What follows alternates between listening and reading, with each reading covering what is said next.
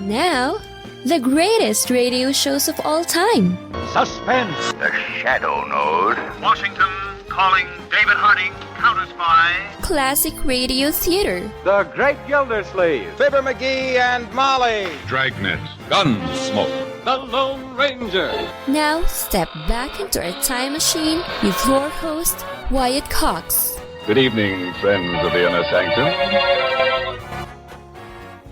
Crime this time around, Orson Welles and the Lives of Harry Lime, the FBI in Peace and War, Dane Clark in Crime and Peter Chambers, and we'll follow that up with an episode of the CBS Radio Workshop of Fantasy, the billion-dollar failure of Figure Phillip, and we'll wrap it all up with Claudia. That's up today on this Saturday. This is the 24th day of August, 237th day of the year, 129 days left till we get to 2025.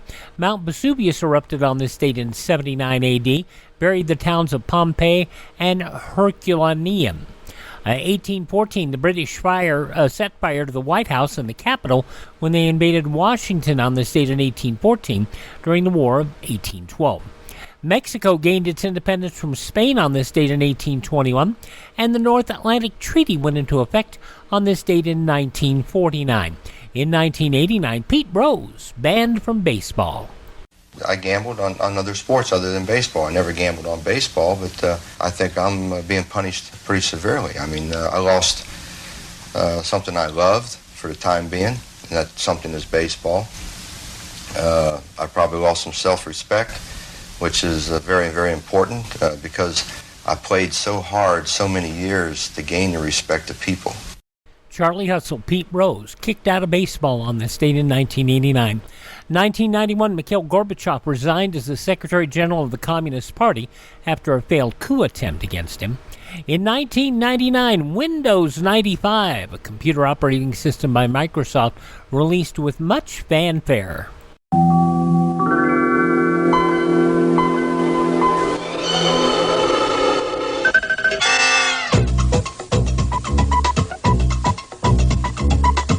It used to be difficult for personal computers to do more than one thing at a time.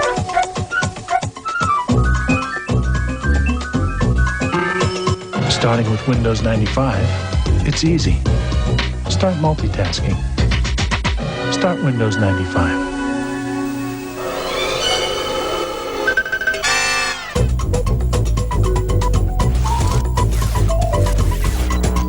You've heard all about the many fabled wonders of the information superhighway. With Windows 95, it's easy to get on it. Start connecting. Start Windows 95. A lot of things we take for granted started out on this date in 1995 with Windows 95.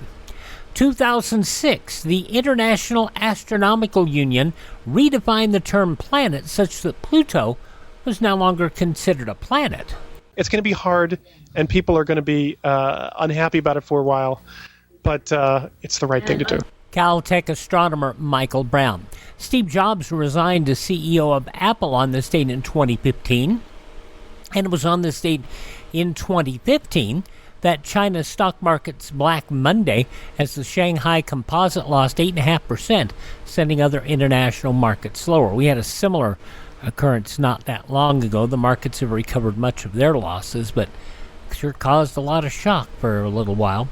Passing away on this date in history, singer, songwriter, trumpeter Louis Prima, actor E.G. Marshall, actress Mary Jane Croft, Jay Thomas, comedian and talk show host, also Robin Leach, The Lifestyles of Rich and Famous, also Charlie Watts, the drummer for the Rolling Stones until he passed away in 2021, 3 years ago, and passing away last year on this date very unexpectedly, the pro wrestler named Wyndham Rotunda, best known as Bray Wyatt, passing away on this date in history. Birthdays today include parodist, caricaturist Max Beerbohm, Second Banana, best known as, and pitchman Durwood Kirby, best known for his time with Gary Moore. Also, game show host Dennis James, also another great pitch man. And a Palestinian leader, Nobel Peace Prize laureate Yasser Arafat, all born on this date. Hi, this is Jeff Foxworthy. It is now time for the birthday announcements. The following people are now officially older than dirt.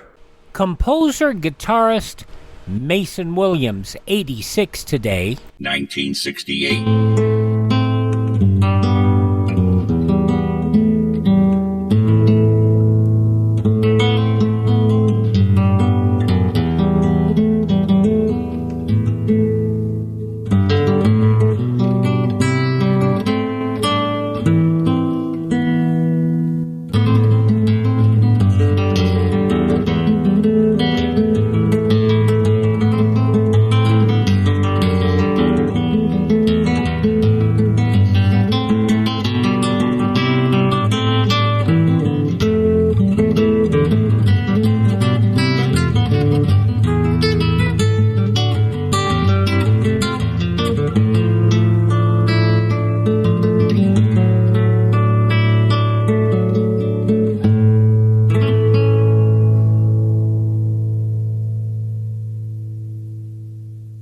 Williams' association at the time with the Smothers Brothers made it happen.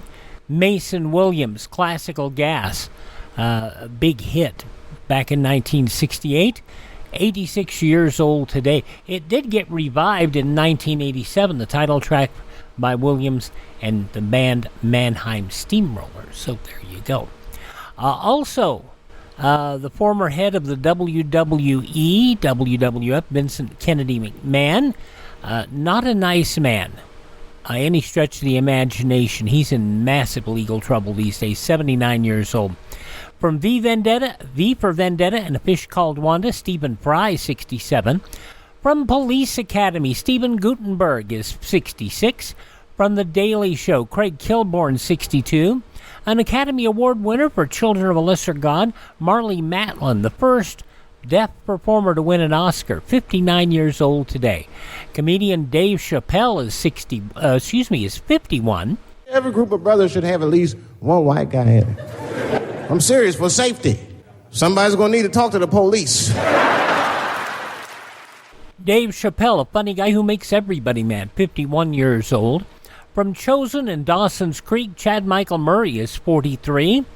And Ron Weasley from the Harry Potter movies, Rupert Grint, turning 36 today, who explains why up until a while back he wasn't ever on social media. Never really been a real anti kind of protest against it. It's just it's never really seen the use for it, really. It doesn't really appeal to me, but I don't know, maybe one day I'll get onto it, but I think it's way too late now.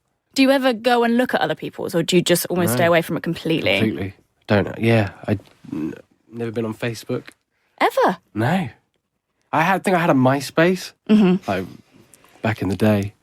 But yeah, I've never really, and I've done all right without it. I don't really feel like A couple of years ago, he did get an Instagram account, but by and large, he's just stayed away from social media. Rupert Grint, Ron Weasley in the Harry Potter movies. Rupert is 36 today. Those just a few of the people celebrating the 24th day of August is their birthday. And if this happens to be your birthday... Happy birthday to you. Happy birthday to you. Happy birthday, happy birthday. Happy birthday to you. Orson Welles next with an episode of The Lives of Harry Lime, the third man, as it was broadcast way back when, 73 years ago, August 24th, 1951. 73 years ago. That's next here on this Saturday Classic Radio Theater with Wyatt Cox.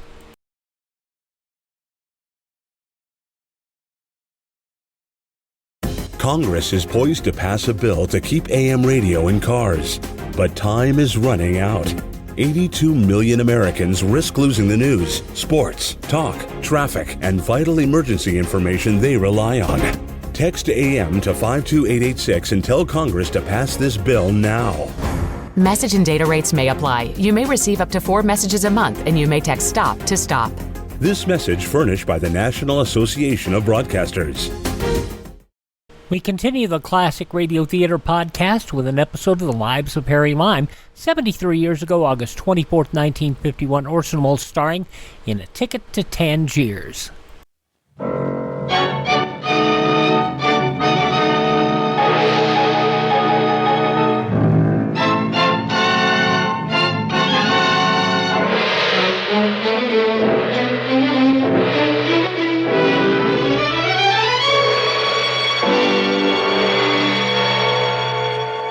Presenting Orson Welles as the Third Man.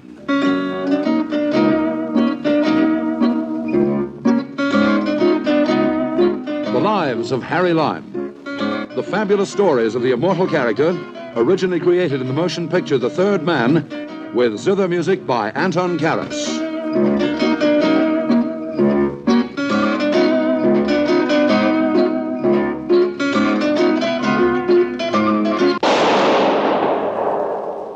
That was the shot that killed Harry Lime. He died in a sewer beneath Vienna, as those of you know who saw the movie The Third Man. Yes, that was the end of Harry Lime. But it was not the beginning.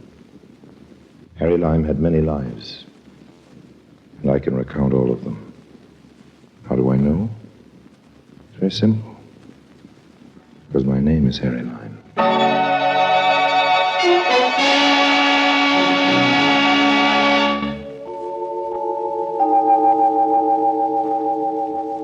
I was down on my luck, way down, scraping the bottom. A couple of deals had fallen through, and I found myself in Paris with a lot of time on my hands and only the price of a beer in my pocket.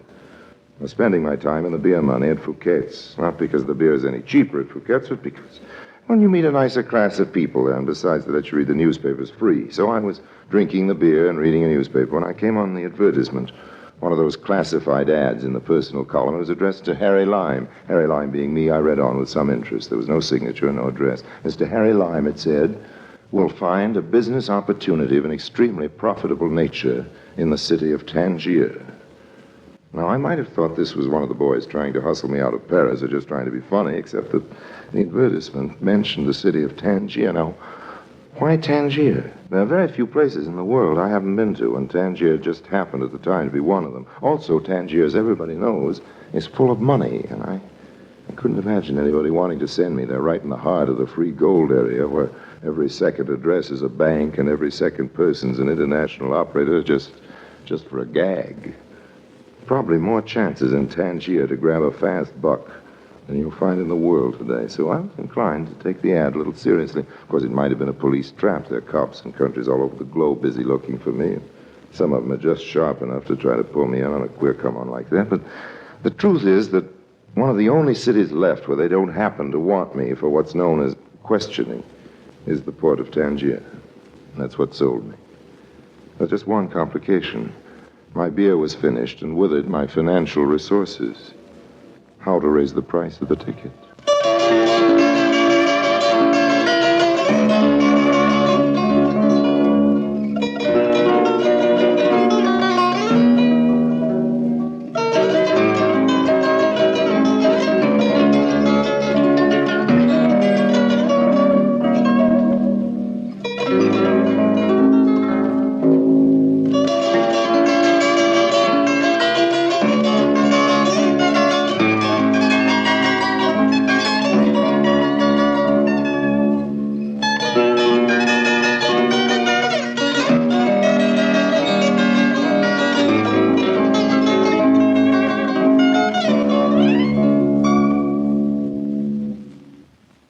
And now, Orson Welles as Harry Lime, the Third Man, in today's story, Ticket to Tangiers.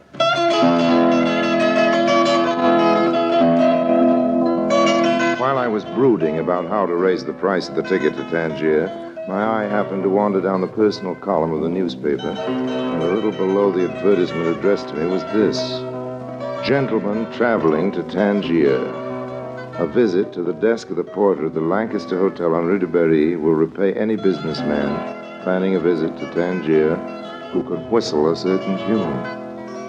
Well, of course, that didn't have to be Harry Lime, but here's a song I'm fond of, one I've been whistling for years, and anybody who knew about me might know about that song. Anyway, what could I lose? Went over to the hotel and approached the concierge. Bonjour. Good afternoon. Good afternoon, monsieur. What can I do for you? Well, I don't quite know that you can do anything. You happen to read the Paris edition of the Herald Tribune? No, monsieur. I prefer to follow the news in my own language, but we have copies of the paper you mentioned for sale. No, thanks. I've seen it. Perhaps monsieur is calling for someone in the hotel, one of the guests. Whom shall I announce? Harry Lime. Perhaps I should have asked you first who it is you are coming to see. Now, that I couldn't tell you. Just tell me this. Do you like to whistle? I am a lover of music, monsieur, but I do not whistle. No. As a young lad, however, in the orchestra of my school, I was considered quite proficient on the bassoon. Well, try this on your bassoon. Ah, yes, of course. I have something for you, Mr. Lime. Here. Oh, thanks. Thanks very much. Yes, it's addressed to me, all right, but that's all there is in the envelope, just my name. I wonder, would it be asking too much if I asked you to tell me who this is from? Monsieur, it would be asking too much. Oh, okay, old man. Thanks anyway. I wish I could give you something for your trouble, but I forgot my wallet this morning. That was anticipated, monsieur. What do you mean? Everything, monsieur, has been taken care of. Everything? Yes, monsieur. That is the word, I believe. Everything. In the envelope was an airline ticket for Tangiers, 50,000 francs in nice fresh notes, and the following letter. My dear Mr. Lime, when you arrive in Tangiers, go immediately to the El Mirador Hotel, where a suite is reserved for you. After you've dined, go to a cabaret called the Kabbalah. Wait there for instructions. Excuse me, monsieur Lime. Oh, yes, porter. Is anything wrong? Nothing is wrong, monsieur, but it is 2:45, and your plane leaves early at 3:15. Oh, okay, old man, okay. I'm on my way. Just call me a cab, would you No please? need for that, monsieur. A limousine has been ordered for you. It is waiting at the door.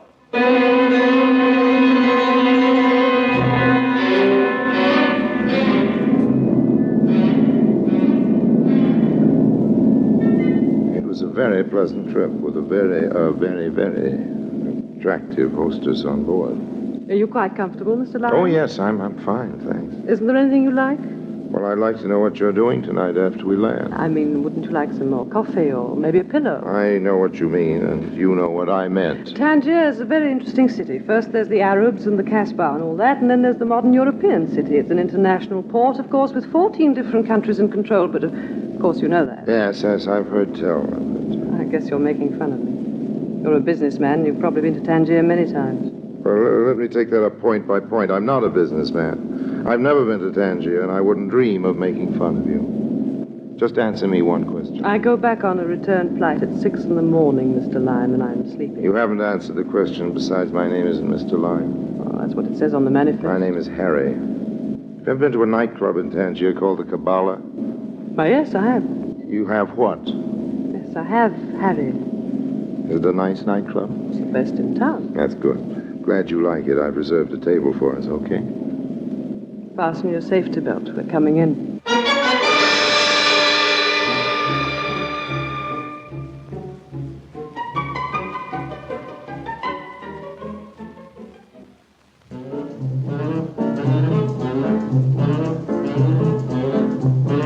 You know something? What? You're one of the few girls outside of Havana I ever danced with who knows anything at all about the rumba. I learned it in Havana. That almost explains it. What do you mean, almost? Okay, you learned to dance in Havana, and so do lots of other people. Okay, you're a hostess on an airline. You're very good-looking, and there are lots of good-looking hostesses that dance the rumba, but they don't dance that well. And none of them are this beautiful. No, I don't know what I mean by almost, but really, you know, you're almost too good to be true. No, I'm not so good. That's good. You don't even know my name. Yes, I do. I have a sign on the door of the cockpit. The plane, it says Captain T.R. Stevenson, co-pilot J. O'Brady, air hostess P. Smith. So that's your name, isn't it? P. Smith. May I call you P? P is for Patsy. Okay, we'll settle for that. Shall we sit down? That champagne ought to be cold enough, I know. It's awfully close in here. Why don't we forget the champagne and take a walk outside? Oh, wonderful. I'll just pay the check. Don't bother. been taken care of. What do you mean? The check has been paid. No, look here, old girl. We can't have that. You're my guest, remember. Besides, I'm the male in the party, and I have my pride. I'm sorry, Harry. It's all taken care of. Come on. Good night, mademoiselle. Good night. Good night, monsieur. Good night. Good night. Patsy, I'm going to take something back. What's that, Harry? One little word. What's the word? Almost. I don't understand you. Well, I used it describing you, but it doesn't fit. The word almost could never be applied to you. Whatever you are, that's what you are completely. You couldn't be almost anything. You're wrong, Harry. Almost is just the word for me. Among other things, I'm almost very rich.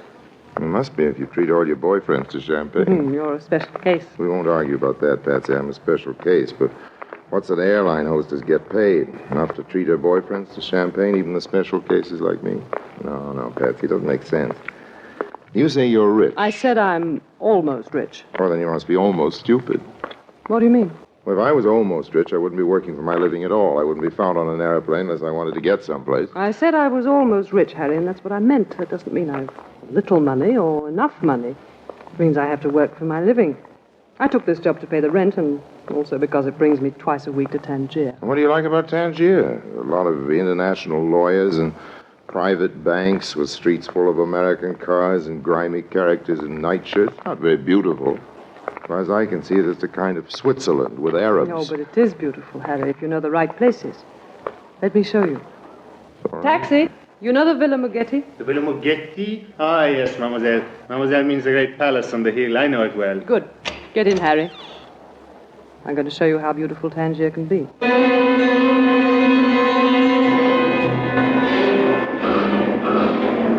The cab twisted and turned its tortuous way through the native quarter, and then pretty soon we were out in the country. We were climbing steadily, I noticed, and passing beautiful villas, homes of rich expatriates who come to live in this strange little international settlement of Tangiers, where you don't even have to register with your consulate, and nobody pays any income taxes at all.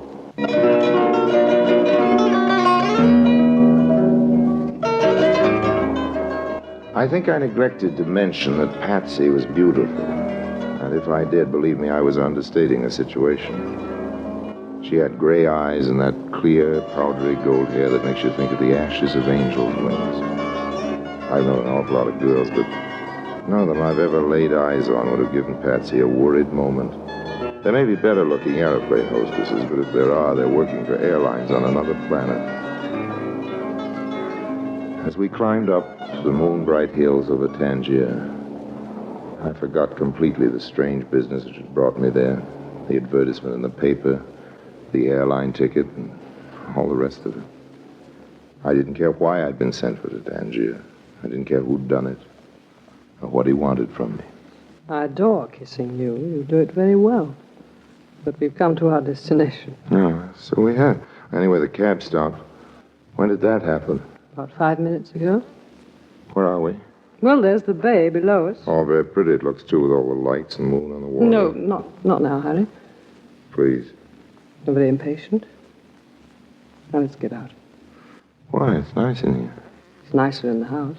That enormous place? Mm-hmm. Anyway, some kind of private mansion it must be. Sure we'll be welcome. Here, you take the key. The key? You mean... That's what I mean. You're my guest. Yes, but how? You've been my guest all along. Gentleman traveling to Tangiers, a visit to the desk. But what do you mean? You whistled a tune, didn't you? Well, how do you know about it? I had a friend once who told me how fond you've always been of that music. No, I mean, how do you know about the ad in the paper? I ought to know. I paid for it. And my plane ticket? I got a reduction from the airline. Come in, Harry. Here's a flashlight. I've got something to show you.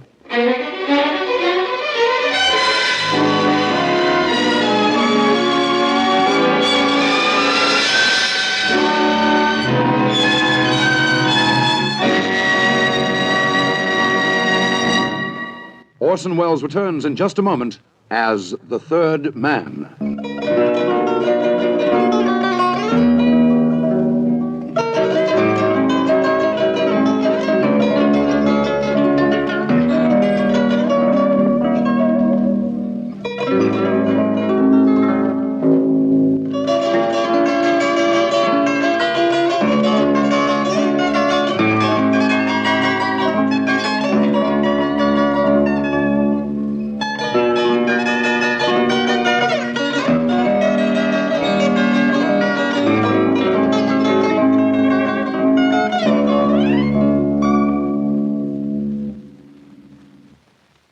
And now, Orson Welles as the third man continues with today's story, Ticket to Tangiers.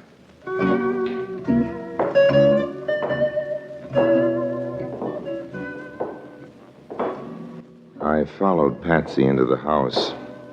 It was a huge place, full of heavy chandeliers and pompous furniture, most of which were pretty spooky looking because they were covered with dust cloths.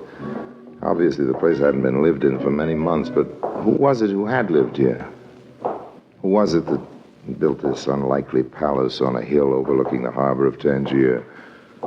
Above all, why had I been brought here? Just who was P. Smith, air hostess, and what did she expect me to do about it? We made a tour of several chambers before I even started to get any answers. This way, Harry. Oh. Where are we now? This used to be a ballroom. Close the curtains, then we'll turn on the lights. Okay. You're sure they're tight shut all round? We don't want the police to come and start asking questions. You can say that again, honey. What have the cops got to do with you? Nothing, yet. I'll turn on the switch. See that? Huh? I see a piano, about 30 gilt chairs, a big rolled-up carpet, all very splendid and grand, but which particular item am I supposed to admire? The carpet.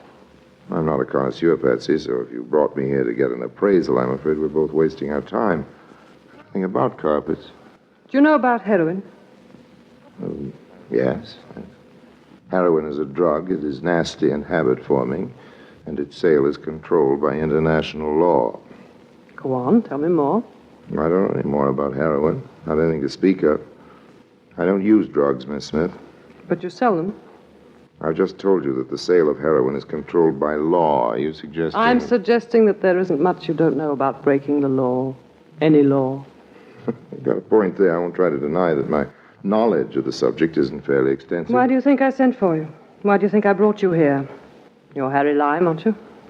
Now stop kidding for a minute and let's get down to business. First of all, I think you'd better answer a few questions, Miss P. Smith, air hostess. That isn't necessary. Maybe not, sweetheart, but I'm the curious type. I like the facts before I take on a job, all of them. First of all, what's your racket? I haven't any racket. I'm an airline hostess. Yes, but why? Because it's a good job. Yes, and because the run takes you to Tangiers, am I right? That's partly right, yes, but listen... What's your real name? What's it to you? We'll play it my way, sweetheart, and we aren't playing it at all. You must need me awful bad to take all this trouble to look me up and move me. If you need me, you're going to cooperate. Let's start off with your real name and go on from there. Did you ever hear of a man named Mugetti? Mugetti? Rico Mugetti? Mm-hmm. Yes, I thought the name of this place was familiar. I met Rico once in Marseille. Another time in Casablanca. He comes from Corsica, isn't that right? He came from Corsica. You mean he's dead? Yes. I was his wife. Oh, I'm sorry. There's no need to be sorry for me. I killed Rico myself. Then I'm sorry for Rico. He wasn't a nice man, Harry. No, I guess he wasn't. I remember now. I once saw him blind a man with a broken wine glass. You're right. Rico wasn't a very nice man, but he was careless. How do you mean, careless? With his wives, anyway. A man has to watch himself when he starts playing with wives. Sometimes they're loaded. Why don't you stop kidding, just for a minute? What am I supposed to do? After all, there are only so many alternatives. I can make a joke about what you just told me, or congratulate you, or hand you to the cops. But now I think it's better if we treat it as a joke. So this is the notorious Harry Lime, the man no country can hold and who stops at nothing. You know what? I think you're actually shocked. Maybe I'm not Harry Lime at all. After all, an awful lot of people can whistle that song. You'd better be. I'd better be what, Love Boat? The original Harry Lime, not a facsimile? He doesn't like murder, Mrs. Mugetti. You say he stops at nothing. Well, believe you me, he stops at that. A, it's messy. B, it's silly. And C, there's no profit in it. Besides, Harry Lime's mother always told him not to go around killing people. She said it wasn't nice. You don't know the facts in the case, Harry. I was justified. You'll have to take my word for it. I guess I will at that. And now, Mrs. Mugetti, if you don't mind, why have you brought me all the way to Africa to this empty house? You say there's a lot of heroin in that rug. Do I take your word for that? You don't have to. You can look for yourself. I told you before, honey, I don't know anything about dope. You know people who do, don't you? People in Paris, in London, in New York. Not intimately. But you know how the drug traffic works. I don't. It was something new for Rico, some kind of big haul. He must have had a partner because he wouldn't have known how to dispose of it. It wasn't his line at all. It isn't mine either, honey. I keep telling you that. How do you know it's so valuable? He told me. I've been keeping it here in the house for months now. This airline job I have is perfect for smuggling the stuff, but I don't know who to take it to. I don't know what towns pay the best price. I don't know the names of the agents. Rico kept me away from that kind of thing. All I can remember was hearing him talk about you. You've got to help me, Harry. What about the police? They don't know it's here. I don't think they even know about the house, or at least there isn't anything against him in Tangiers. I mean about you, Love Boat. You killed him, didn't you? How do the cops feel about that? They don't suspect me. There's no reason why they should. I had a good alibi. I wasn't even in town. Just tell me how you did that sometime. So you can blackmail me? No, thanks, Harry. Let's keep our relationship on a nice, clean business level. Now, that's the way I like to hear you talk. Who are you? We'll talk about that later, Madame Mugetti. Now, I think it would be easier all round if you and Mr. Lime put your hands in the air. Not too high. Just shoulder level, huh? Right. This is a very efficient gun I'm holding. And I have a good mark. How did you get in? I hate to tell you, Madame Mugetti, the explanation is so banal. Through the door. You left it open. Now then, where's the heroin? Just a minute. Yes, Mr. Lime?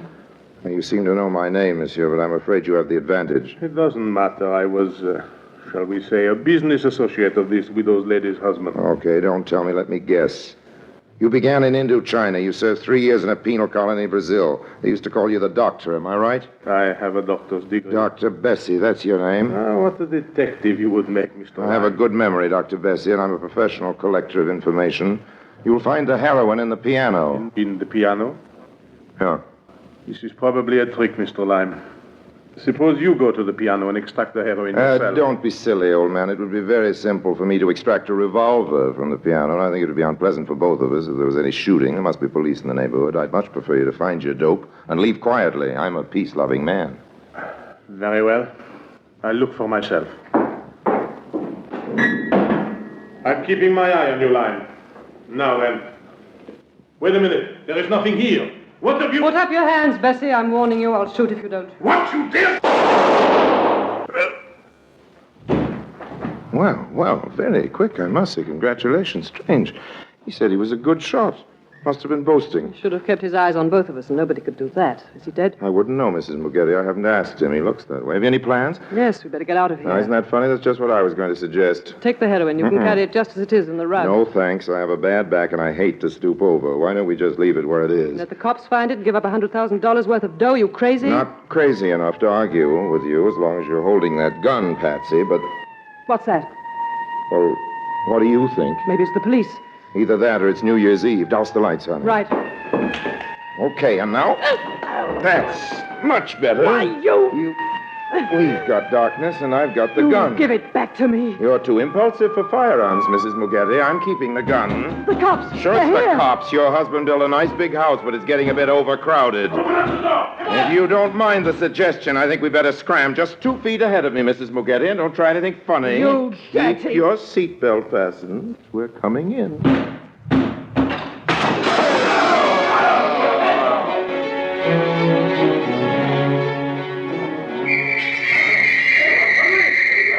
We made our way out through the garden. The cops were all over the place, and after a while it was clear that our only hope was in separating. Patsy, you go through the shrubbery. Keep straight on down the fields till you get to town. You can, mister. Just keep going down the road. What about you? I'll make out all right. Yes, but what about the heroin? Heroin? There isn't any heroin in this story, Mrs. Mugetti. Just a hero. That's a joke, honey.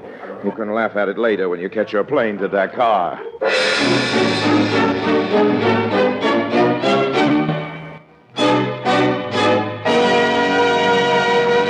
Harry Lime returns in just a moment.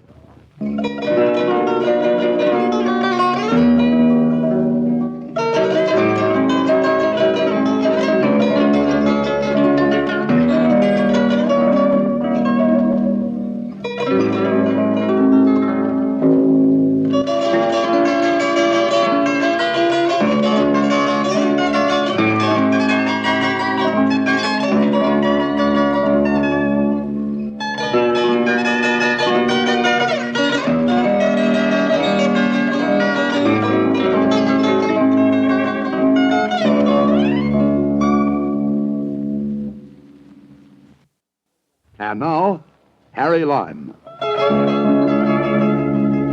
Of course, they got her. They took her off the plane on the return run to Paris.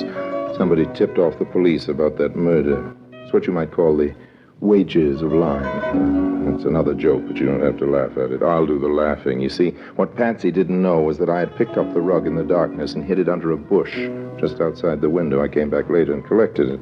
Of course, the word was out about Rico's big consignment, and didn't have any trouble getting a good price in Marseille the next week. But honestly, I don't approve of drugs.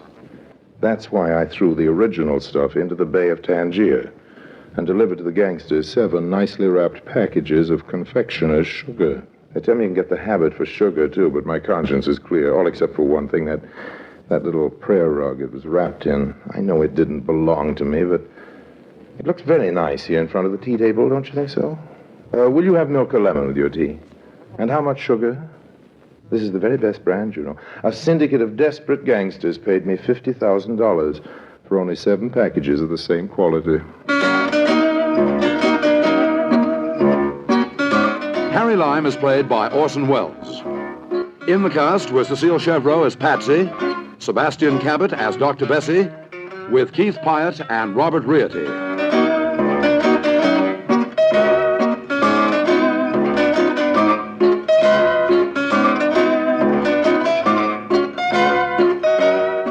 Ticket to Tangiers, an episode in the lives of Harry Lime, was written by Orson Welles. Zither music written and played by Anton Karas, composer of the Third Man theme. Orchestral arrangements by Sidney Torch. The Lives of Harry Lime, based on the character originally created in the film The Third Man, is produced by Harry Allen Towers and directed by Orson Welles.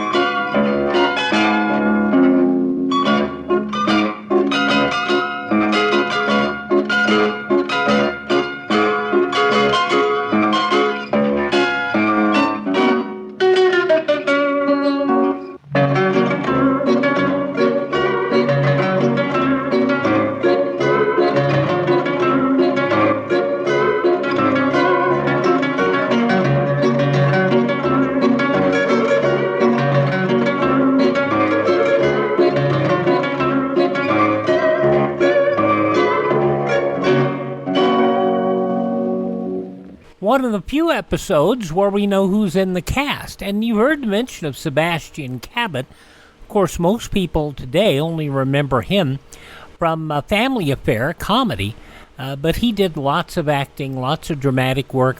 And he also was quite good at charades. If you find Mike Stokey Stump the Stars, he was on that as well, doing pantomime. All right, up next, the FBI in Peace and War.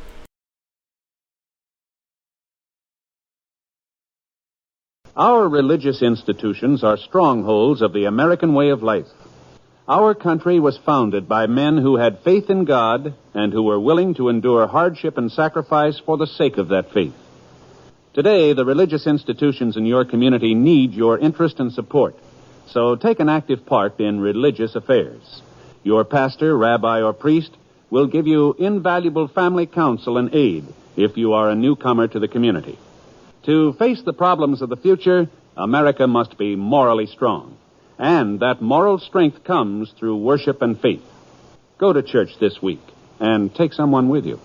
Now on Classic Radio Theater with Wyatt Cox, an episode of the FBI in Peace and War. This goes back 69 years to August 24th, 1955, and the program entitled Double Play. The FBI in Peace and War.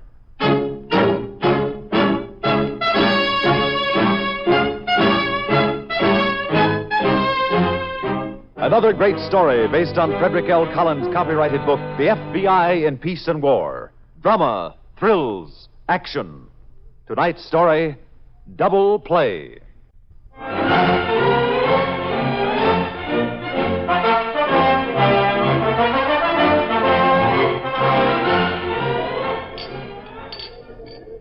So there it is, the bottom of the ninth. 2 out and a full count against me. Looks like the game's headed for extra innings. But then Big Nick sends along the old gopher ball. I see it coming. I get ready and I swing.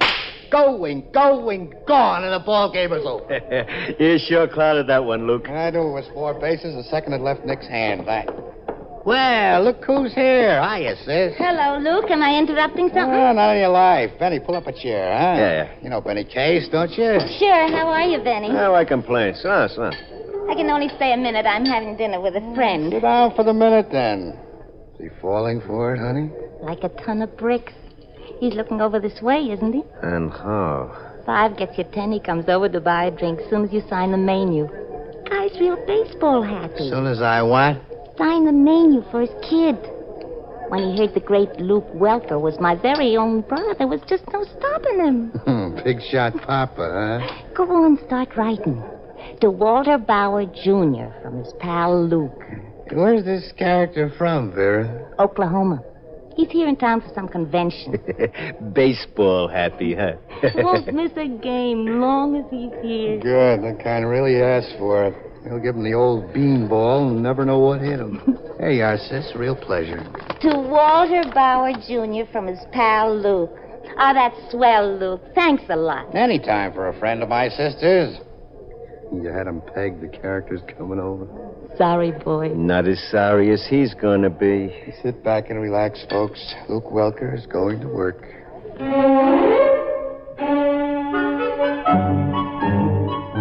Sid Romer, alias Luke Welker, had a harried and unprofitable career as a petty grifter until one particular day in July of last year.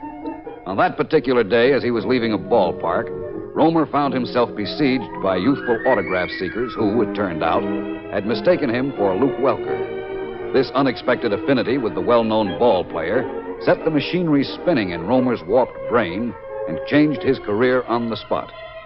From that moment on, as Luke Welker's double, he and his attractive wife began working a brand new kind of statistic into the record book. Yes, who is it? Me, Vera. Walter. Want me to come up? Oh, no, I'm all ready, Walter. Coming right down. Now, don't be long now. The game starts 8 o'clock sharp. I won't be. Call a cab. I'll be down in a minute. Now, that was real nice of you, honey. Sure. A guy his age shouldn't have to climb 4 flights. Zip me up, huh? You know, you look pretty fancy for a ball game. Why don't you doll up like that when you go stepping with me? Doll up? For my brother? Okay. Stop looking and zip. A pleasure. Where's he taking you, anyway? The stadium, where else? I mean, after. How's that? You tell me. Well, if I were Walter Bauer and he was anything like me... He isn't, thank heaven. Walter Bauer's a perfect gentleman. Yeah. The game, a highball or two afterward at some night spot, and then straight home with goodbye at the front door. One of those, huh? Not even a cozy carriage ride around the park? Don't be juvenile, Pet. The guy's lonely. He's never been this far from Mama. All he wants His company, another ball fan. I know the type. Well, that's Walter. And he's all right. No guy is all right if he thinks anything's crooked in baseball. I haven't told him yet. You haven't? Haven't had the chance. I can't get a word in edgewise. Walter does all the talking. Got a wife who doesn't understand him, huh? No, on the contrary. She understands him very well. He's got a marriage that works, 2 kids with snapshots, a 60G home all paid for, and the only thing Oklahoma needs is a home ball club like Kansas City. Okay, I'll take your word. You better get downstairs. Yeah. I don't think it'd be so good if he came up looking for me. No. Besides, you're playing tonight, aren't you? My double is. I'll tune in on the TV and see how I make out. Night, honey. Night, sis. Hey. You know, that Walter character, don't know what he's missing. So long, Vera. Hope our team wins by a mile. Well, we should. I mean, after all, with a clean-up hitter like Luke Welker batting for us. Yeah, you can say that again. With me on deck, should be a breeze. You know something, honey? It's really remarkable. What is? How you can look so much like the guy and still can't tell first from home plate. Yeah, it is remarkable, isn't it? But I can always tell a sucker when I see one, Vera. And with any kind of fielding luck, we should pull off a double play.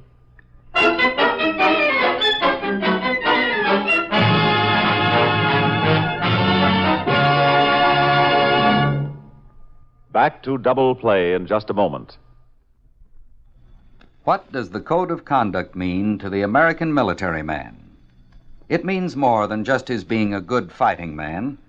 It means the building of a soldier, sailor, marine, or airman's moral character. It means pride in his country and respect for its principles. It means a sense of honor and a sense of responsibility toward a way of life which has made America free. That's what the code means to the American military man.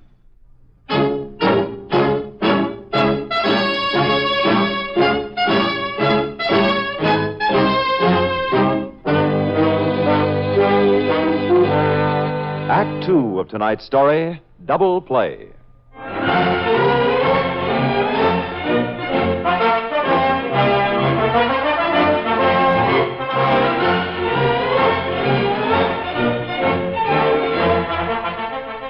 And the following warning is being issued for the guidance of all persons frequenting the nation's baseball parks.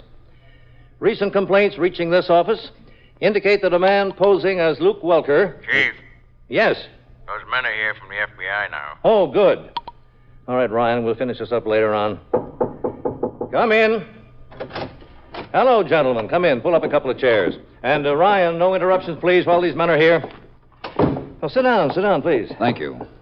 Either one of you smoke cigars? Strictly cigarette men, Chief. Thanks anyway. You'll find some in that box right next to you. Now, here's that letter I spoke about over the phone. The commissioner should be here any minute now. He can fill you in on what I miss. Down to size, it's the same story they've been getting. Only this time the victim decided to put it in writing. No signature, though. No, this is anonymous like all the others. And like the others, this fellow was really burned. At baseball or at Luke Welker? He thinks at Luke Welker. Of course, he still has no idea he was dealing with a phony. Oh, there's a letter right there, Mr. Reynolds. Oh, thanks. It seems the victim this time was a bachelor. He met Welker's look-alike in the usual way through the sister act. She let him in on the supposed fixed game. Now he's letting us in on how Welker crossed him. He doesn't say in the letter that he put up any money himself. Do they ever say that? Unfortunately, never. And the minute they find out the real truth of the swindle, they shut up tighter than ever. Well, that's what I told the commission. They said you'd think the least people like that would do would be to cooperate. Cooperate and admit they tried to cash in on a fraud? That's what I told them. And that's where you people come in. Uh-huh. Now, this is a serious business, gentlemen. I don't have to tell you that. Baseball is clean as a whistle. And no cheap crook is going to muddy up its good name. Even though the whole setup's a phony. Well, you know how word spreads, phony or not. Pretty soon people begin to believe it. Baseball is honest, Mr. Stevens. It's the one game you can count on. Yes. Oh, thanks, Sergeant. Send him in. Well, he's here, gentlemen. If that letter and what I've just said haven't provided the picture, I'm sure this official can give you the full story on just how these swindlers play ball.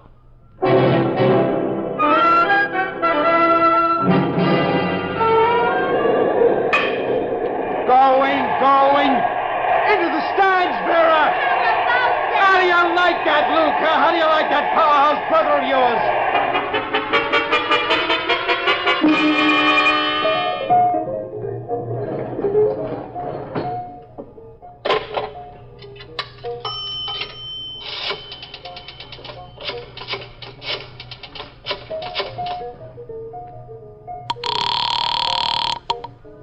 Hello, honey. Where are you? Knew it was me, huh? Well, the ball game's been over almost 2 hours. I've been waiting a good word. Well, it's good, all right. Only keep your voice down. Bauer's still with you? We're at the big club having a highball. And believe me, he needs one. You gave him the routine? I did. And wouldn't you know, this character's taking it harder than any of them? Well, they all take it hard, but they still want in. Take my word, Bauer's a money man like the rest. We'll find out anyway. Can you fix it for the team locker room end of the week? Sure. There's no game Friday. I can arrange to have the run of the place. You better get back to him, Vera, before he cries in his beer. Okay, honey. See you later. Right. See you later.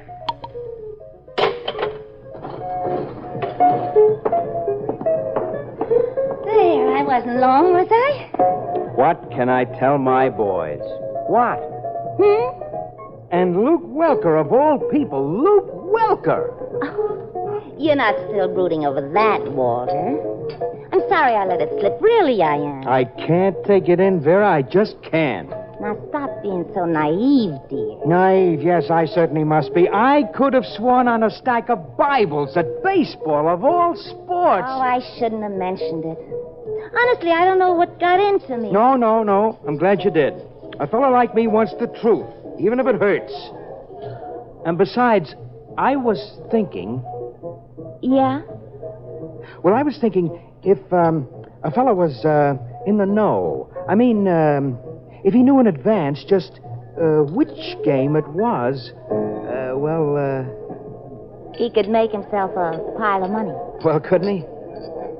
Walter, how do you think my brother maintains a bank account in 6 figures? 6 figures? But you know baseball.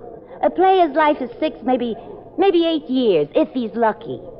Now, you don't think a man like Luke's gonna settle for salary and cheers? Gambling.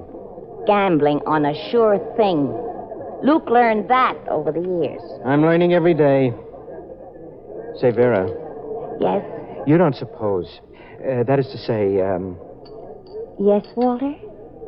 Oh, never mind. It was just a crazy idea. What was? Nothing. Forget it. He might, Walter. Huh? My brother might let you know which game in advance. That was your crazy idea, wasn't it? Well, It was, wasn't it? Well, yes, it was, but it's plain crazy, so forget it. That's what you want. He might let me know? You mean that? Funny, I thought your reaction'd be different. I thought you'd be so outraged. I am, Vera, outraged and disappointed. But, But what? Why fight City Hall? Huh? What'll you tell your boys? Oh, why tell them anything? Your brother might let me know, Vera, huh? I can't speak for Luke, but I can get the two of you together. Now, Luke has batting practice tomorrow, and... Oh, why do I like you so much? You can get us together, that's good enough for me. I didn't get to the top of shirts on pull, you know. Vera, you're a peach, a real peach. Now, remember, I didn't say he would let you in, Walter. All I said was he might. The rest is up to you.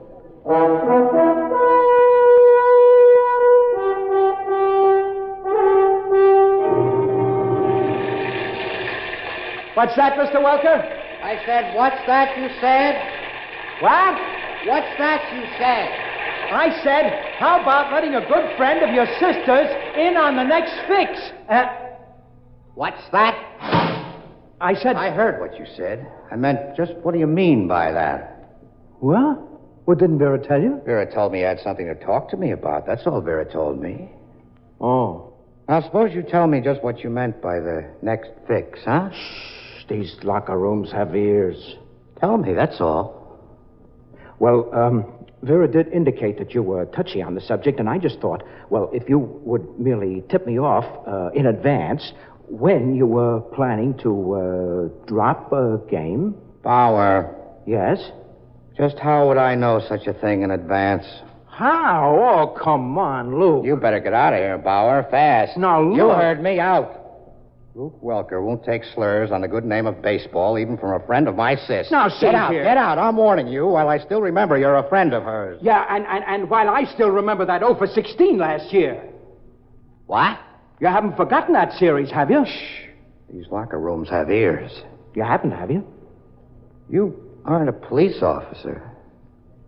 What? FBI? I'm in shirts, Mr. Welker. Shirts? Well... For a minute there. Walt, you got me in an embarrassing position, you know that? Yes, I know, but Walter Bauer is the very soul of discretion. Ask anyone in Oklahoma. Nothing goes beyond me. That sister of mine, she told you, huh? One high ball and she's a regular phonograph. No, you're wrong there. I had to pull this out of her. So? So? What can I do? You win, Walt. You'll be tipped off in advance. Like I say, you got me in an embarrassing position. What can I do?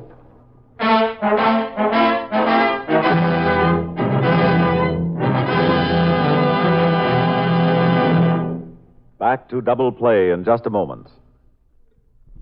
Friends, this is Jimmy Wallington. You know, many great men have attained the highest office in our land, the presidency of the United States. Can you guess the name of this man? He was born in Ohio in 1831. A poor boy, his early life was a struggle with poverty, and he worked his way through Williams College. Later, he became a college instructor. During the Civil War, he rose to the rank of Major General, and while still in uniform, was elected to Congress. He served on many important committees: military affairs, ways and means, appropriations. And in 1880, he was elected as United States Senator from Ohio. It seems that events in this man's life continually overlapped, new jobs piling themselves one on top of the other as it moved to an inevitable climax. A few weeks after his election as senator, he became his party's candidate for president and won the election. Well, you should have his name by now. But in case you don't, here's one more important clue. An assassin's bullet claimed his life only 5 months after he took office. And this great man's career ended at its highest point. Yes, he was James A. Garfield, 20th President of the United States. His life is part of your American heritage.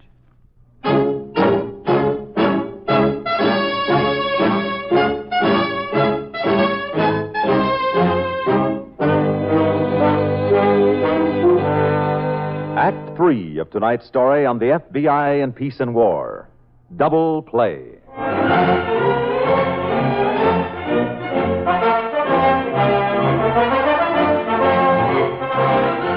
Memorandum, Ray Luke Welker impersonation.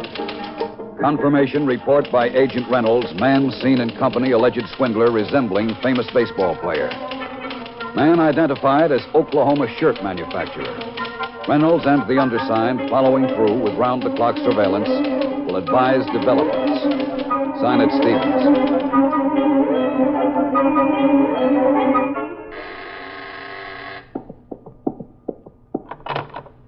Yes, who is it? It's me, Vera. Benny. Oh, come on up. Benny? On his way up. Good. I don't want to be late for the stadium. As soon as we place our bets, I'll be going.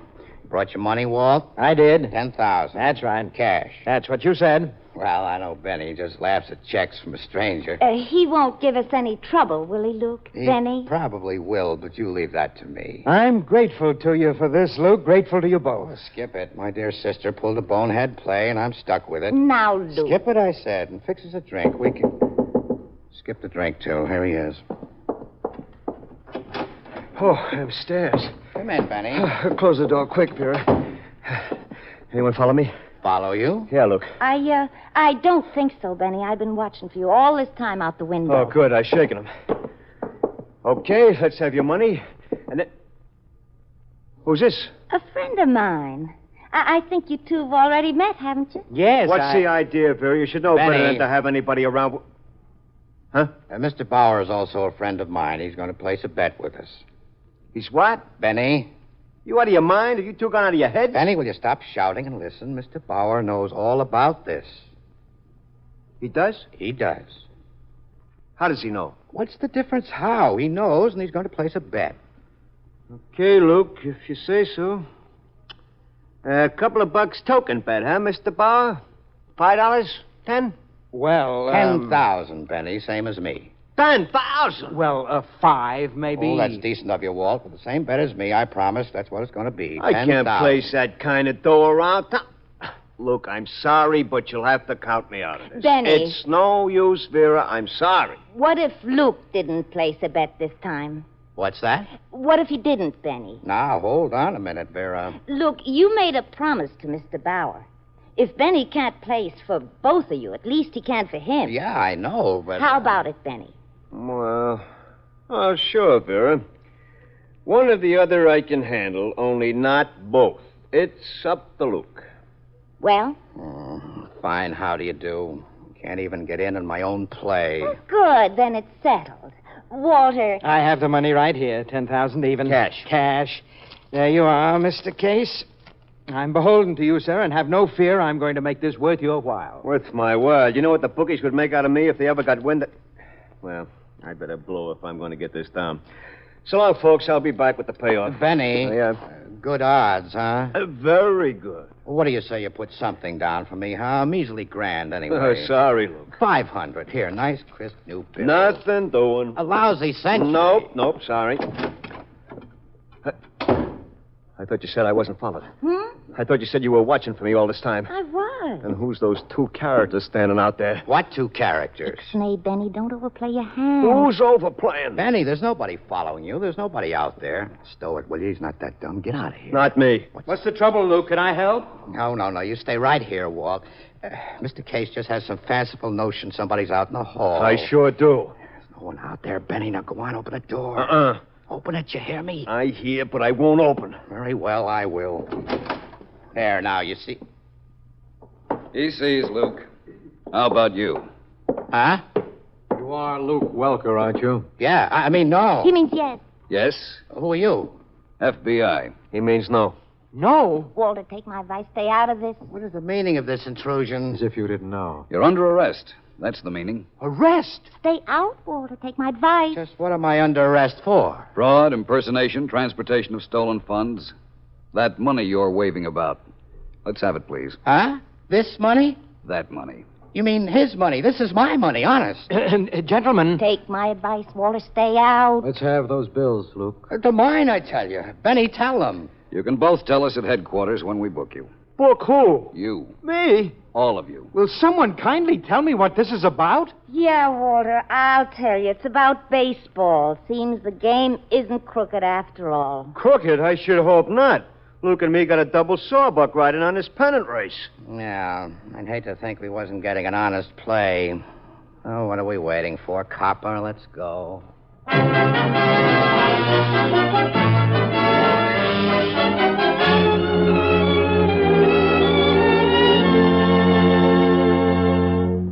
It took a jury less than an hour to convict Benny Case and Sid and Vera Romer on charges of fraud and transportation of stolen property.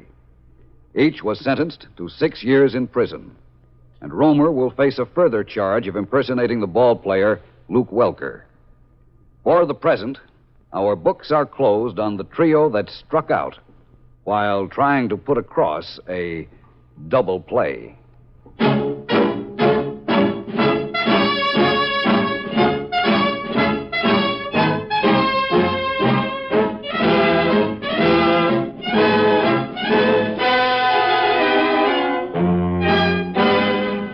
In tonight's story, Connie Lemke played the part of Vera Romer. Eric Dressler was Walter Bauer.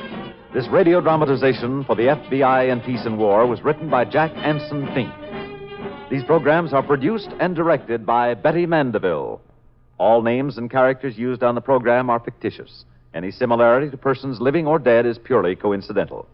This program is based upon Frederick L. Collins' copyrighted book, The FBI in Peace and War, and the broadcast does not imply endorsement, authorization, or approval by the Federal Bureau of Investigation.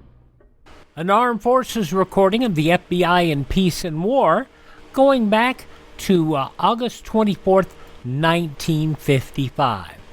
On tomorrow's Classic Radio Theater, we'll spend some time looking at Sunday, August 25th, 1957, with episodes of Yours Truly, Johnny Dollar in Suspense.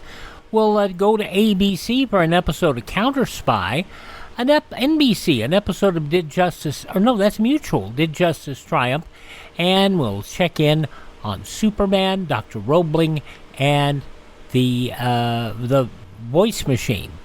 That's coming up on our next Classic Radio Theater with Wyatt Cox on Sunday. Let's roll on this Saturday with an episode of Crime and Peter Chambers.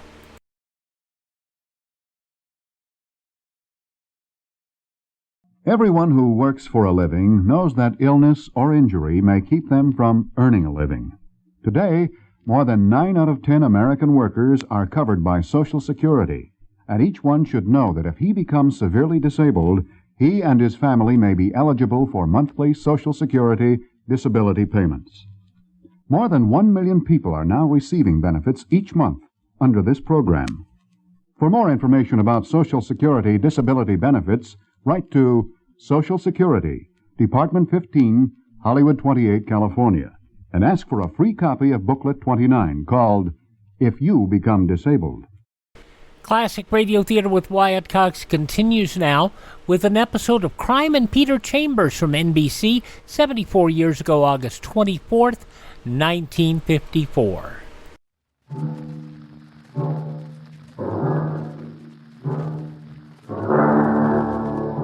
Crime and Peter Chambers.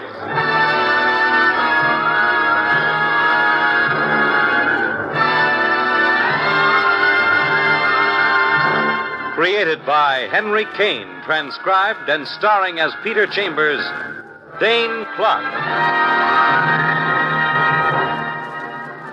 You're a private eye. That's your business. Anything else? That's for laughs.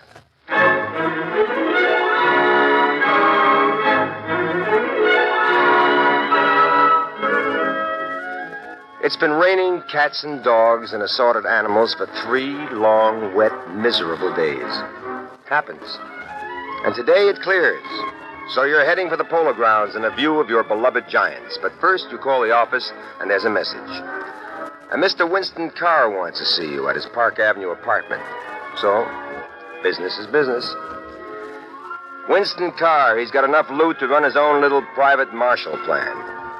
Winston Carr, stockbroker deluxe. You kiss off the Giants, you wish him luck, and your special young man, Willie Mays. And then you've got your finger on the door buzzer of Mr. Carr's cloud-high penthouse apartment. Mr. Chambers? Peter Chambers? That's right, sir. I answer the door myself. Servants day off. You'll pardon my attire. He's a massive man and a handsome one. Maybe 60 with white hair and a white mustache, but he's got a youthful twinkle in his eye. He's dressed in an ancient bathrobe, and he leads you through to a room that's half bedroom, half den. And then he plumps out in a soft bed. Bad heart, Mr. Chambers. Bad ticker. It's been acting up. I've been catering to it.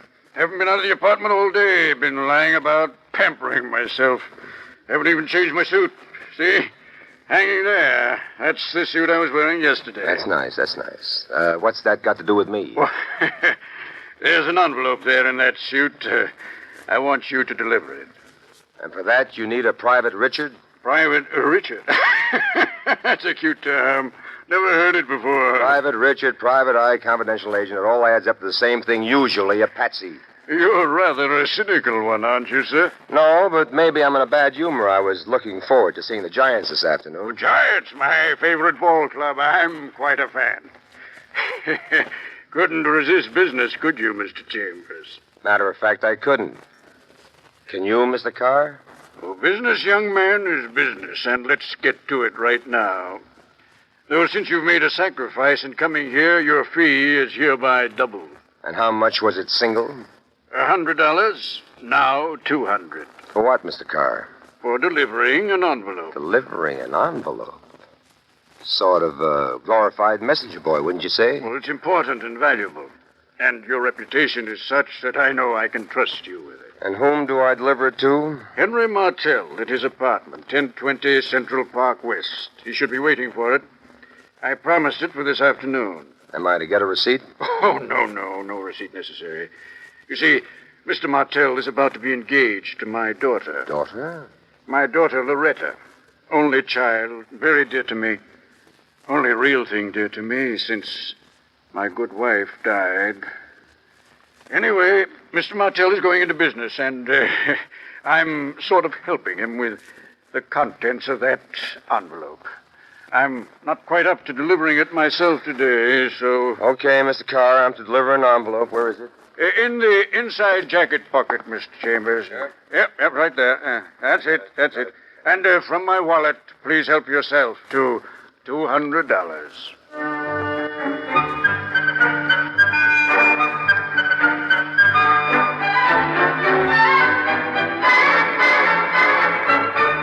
So, out of a clean, white, unwrinkled Palm Beach suit, you take the envelope, your fee, and you wave bye-bye to Winston Carr. And then you're out in the sunshine and up to Central Park West, and once more you're poking your finger at a doorbell. This one over an engraved card, Mr. Henry Martell.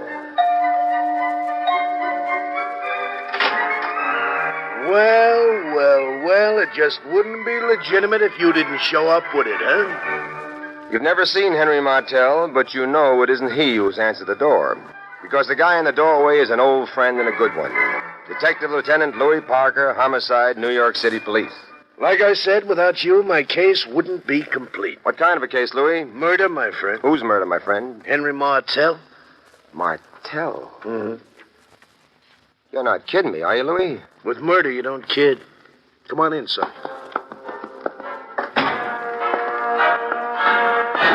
Cops working over a cadaver. There's hardly any blood on him. He must have been a good-looking lad. Tall, with dark, wavy hair and high cheekbones.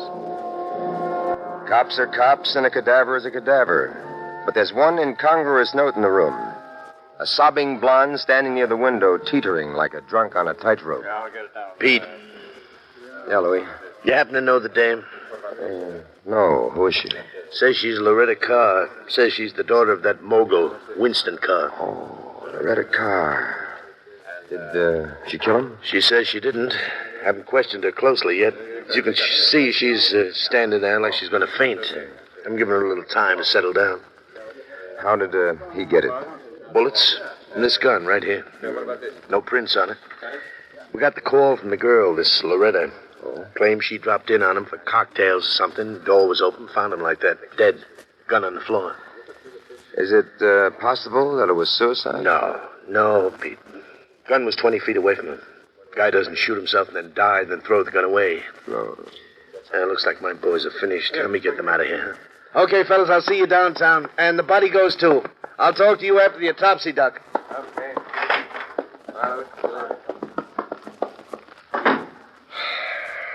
Now, Miss Carr, just a few short questions. Huh? Yes, Lieutenant. Loretta Carr, this is Peter Chambers. How do you do, Miss Carr? How do you do? Miss Carr, we know all the details of your finding him, calling the thing into us. Now, what were you doing here? I mean, how well did you know her? I knew Henry, Mr. Martell, for the past 6 months. We were going to be engaged to be married. I can verify that, Louis. Just wait your turn, huh? I'm saving you for later. Okay, Miss Carr. How old are you? 20. Mm-hmm. How old was Mr. Martell? 35. Did you have your parents consent to this prospective engagement? Just one parent, sir. My father. Well, did you have his consent? At first he objected, but then he came around to my way of thinking. And what were his objections at first? That Mr. Martell was too old for me. That he wasn't exactly the type of person that he'd imagined I'd fall in love with. Oh, you know how fathers are. Yeah. But slowly, I won him over. And then we had his consent. I see. Now, how'd you meet Mr. Martell? I was introduced to him at a cocktail party. Okay, Miss Carr, that about does it for now. You can go home, but please be available, huh? Thank you, Lieutenant.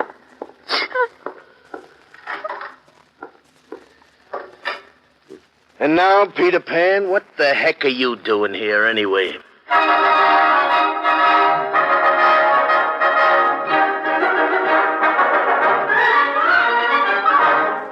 You bring him up to date fast.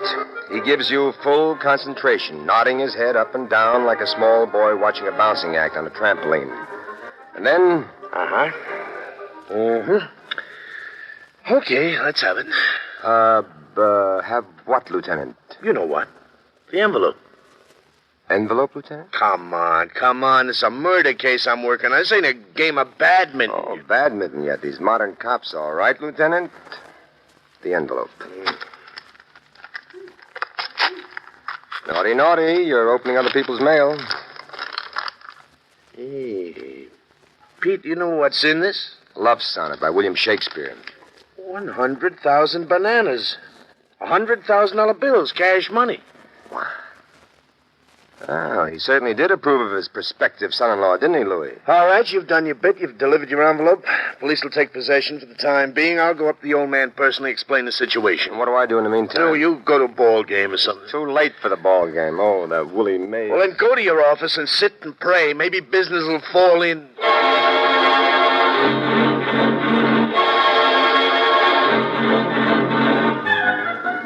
Business didn't fall in.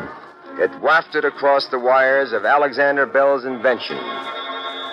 Or was that Don Amici? Hello. I want you to come down here right away. Who wants me to come where and why? Me. Well, who that?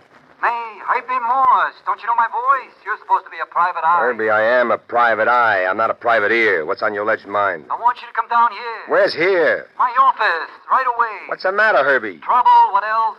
When I call on you, it ain't so you should teach me to mumble. Now, come on, pal. Get on your horse.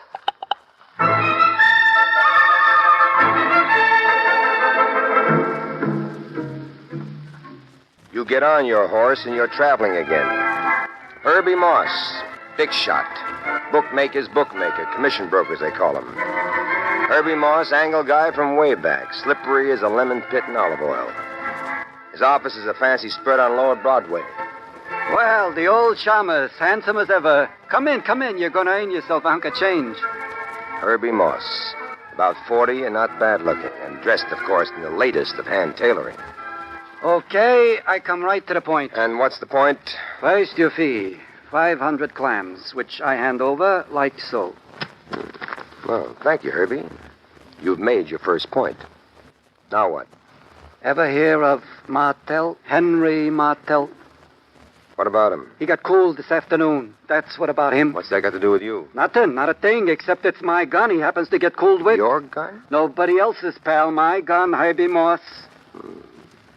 Cops know about this? They trace it to me quick, and they yank me in. So what are you doing out? My lawyer gets me out. One of them writs, habeas, schmabeus, what do I know? I'm out, but I ain't in the clear. That's your job, to put me in the clear. You, kill him, Herbie? No, I did not kill him. You know him, this Henry Martel? No, I, never hated a bum in my life. Herbie, my boy, just for the record, if I find that you are mixed up in this, I turn you in anyway. And you're stuck with the $500 fee. I ain't mixed up in nothing, I tell you. All right. I lent that heater to a dame. When? About 6 months ago. Who's the doll? Doll is right. Don't trip over that, pal. That's dynamite. Joyce Doreen, a model. Tall, dark, and with a shape. Oh, brother. All right. What's the address? It's in the phone book. And let me tell you, I've seen them all, big and small. But this Joyce Doreen...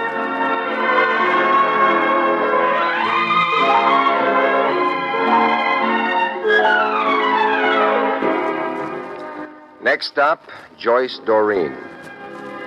It's a terrace apartment on Madison Avenue, and the good Miss Doreen must have been taking the sun on the terrace because she opens the door for you, wearing high-heeled white shoes, white swimming briefs, a white bandana, and that's all. That is all.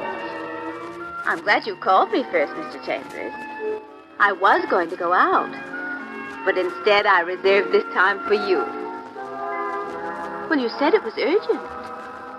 Oh, that Joyce Doreen. You take black eyes, black hair, red lips, and then you dream up a lush figure, and you put it on the longest, shapeliest legs you've ever seen, and there you have it.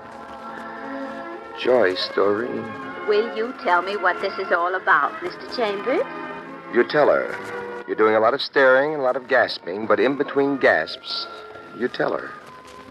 I want to thank you, Mr. Chambers, for coming to me so quickly. Well, what else could I do, Miss Doreen?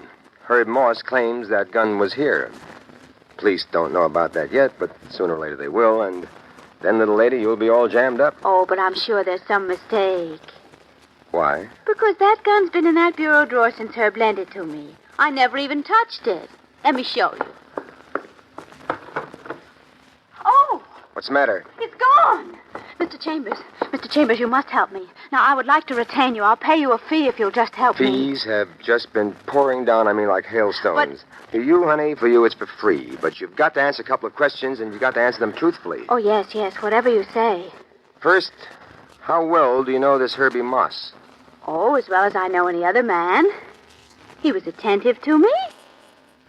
Period. And were you, attentive to him, period? Not more so than to anyone else. I have many male friends, but there's never been anyone special. Not yet, huh? No.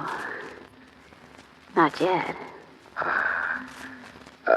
Do you know Henry Martel? Yes. Was he attentive, too?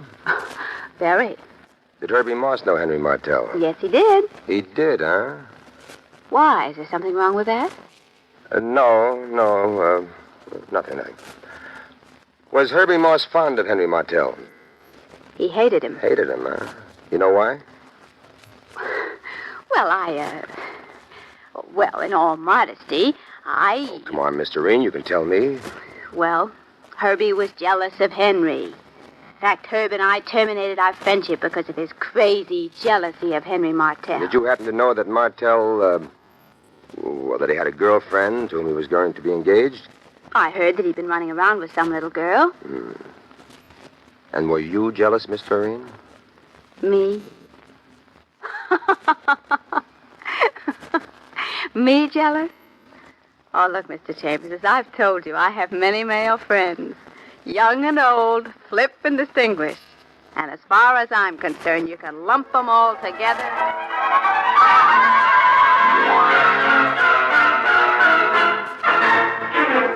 Faithfully, you promise to keep her abreast of events.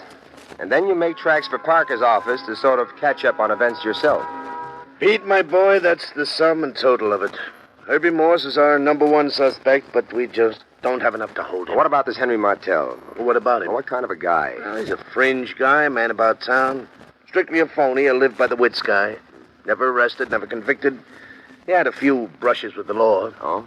The last time, when he belted a private eye. Belted a private eye? Who? Barry Miller. A couple of months ago, when you were on the West Coast, claimed the eye was tailing him, annoying him. Anything else? No, nothing. Louis, you ever hear of Joyce Doreen? Am I supposed to? I don't know yet. Well, find out for me sometime, huh? Lieutenant, I intend to do just that. It starts. Already it begins to make with a dame, huh?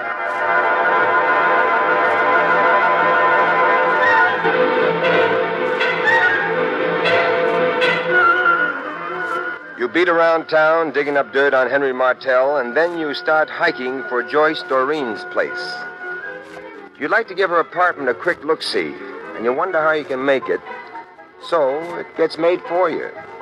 You're outside her door, and you can hear the finish of an argument inside. And I say you used my gun to knock him off, and like that you put me in a spot. I'd like to punch you right square on the jaw. I wouldn't, huh? Herbie comes tearing out and goes past you without even a friendly howdy-do. And you mosey in, and there's Miss Doreen laid out neat and comfortable. She'll come to in time, but this isn't the time. You give the apartment a quick frisk, and you come up with... guess what? A little old address book. Gal wouldn't be a gal without a little old address book. You look through it, and bang, your case opens up and unfolds for you. You get out of there, and you call Parker, and you're told that Parker's at Carr's place. So that's your next stop. Winston Carr's in bed, and Parker's near talking to him. Loretta let you in and then went away, and Parker's a little peeved. You again? What are you doing here? I'm wrapping up your case for you, Louis. Like how? Like giving you the murderer. And who would that be, Mr. Chambers? You, Mr. Winston Carr. Oh, easy, Petey boy. Do you know what you're doing? I know what I'm doing, all right. Now, how do you want Louis, right side up or wrong side under? Any way at all, as long as it makes sense. Well, I'll do it straight first, and then I'll tack the evidence onto it. Any way you like, Detective. Winston Carr with an only daughter. Apple of his eye. She latches onto a phony. Carr tries to talk her out. She won't be talked. Carr puts a private eye on him and gets convinced that Martell is a phony. Private eye? Uh-huh. At Barry Miller? How could you people know that? Quiet, Mr. Carr. Let him talk. Now, Carr pretends he okays the engagement of his daughter, but he sounds out Martell. Martell wants 100 G's as an out price. But Carr is a businessman, so he goes there and he shoots him. How am I doing, Mr. Carr? Very well, young man. Too well. I can't fight this. I'm too old and too sick. But I won't knuckle under either. It's evidence that convicts. Oh, you want evidence? All right, listen.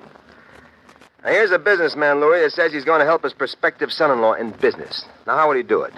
Not by $100,000 in cash? Of course not. It would be a check or nothing. Well, then why? As a cover-up. After he knocked him off, he used me to deliver 100 G's to Martell, supposed to show that he had affection for the guy, you know. Now, he used me as a delivery boy, strictly as a cover-up. He was in bed all day. Says he didn't even change out of yesterday's suit. Well, take a look, Lieutenant. There's the suit hanging there. Okay. I'm looking.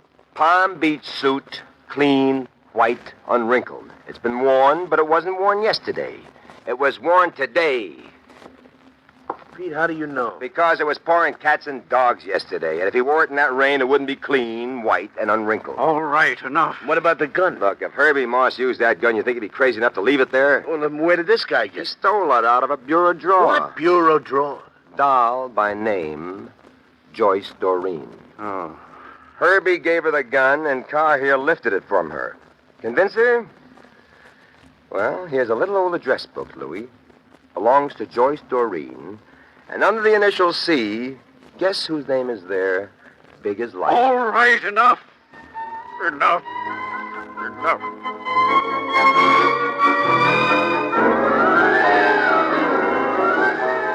So, after Carr gets put on ice, surrounded by high-priced lawyers, and after you have made your report to Herbie Moss, you wend your way to Miss Doreen's apartment.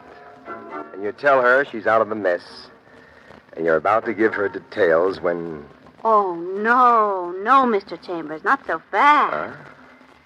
Let's do it nice and easily. Well... Now, you just sit down while I build a highball. 2 highballs. 2 nice, long, leisurely highballs. Now, just sit and wait. Oh, that Joyce Doreen. Did you say something? I didn't say a thing, honey. I'm just sitting and waiting.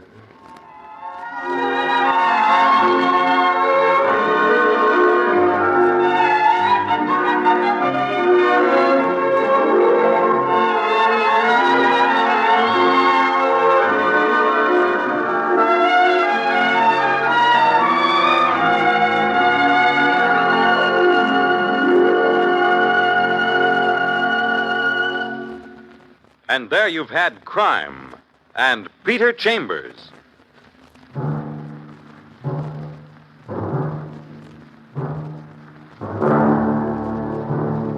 Dane Clark was starred as Peter Chambers. Crime and Peter Chambers Transcribed was created and written by Henry King. Others in the cast were Bill Zuckert, heard as Lieutenant Parker, Leslie Wood as Joyce, and Roger DeKoven as Winston Carr. It was directed by Fred Way. This is Fred Collins inviting you to tune in next week, same time, same station, for Dane Clark in Crime and Peter Chambers. From 74 years ago, August 24th, 1954, also an Armed Forces recording from Crime and Peter Chambers. We'll move from straight crime to fantasy and fraud. CBS Radio Workshop production of The $1 Billion Failure of Figure Fallop.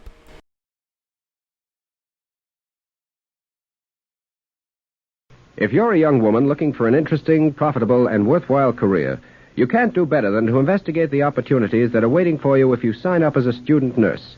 Interesting because your nurse's training will equip you to fill any job you choose from among the many varied positions offered by the field of nursing. Profitable because more nurses are needed now than ever before, and you know that your future will always be secure. Worthwhile because the subject you study will give you the best possible background for homemaking and leadership in community life. And the work that you'll do is in the service of humanity. For all these reasons, don't delay. Check with your local hospital immediately and enroll for training as a student nurse. And we'll go now to 68 years ago today, August 24th, 1956, the CBS Radio Workshop production of The $1 Billion Failure of Figure Fallop, the day the devil hired a pollster. The CBS Radio Workshop, dedicated to man's imagination, the theater of the mind.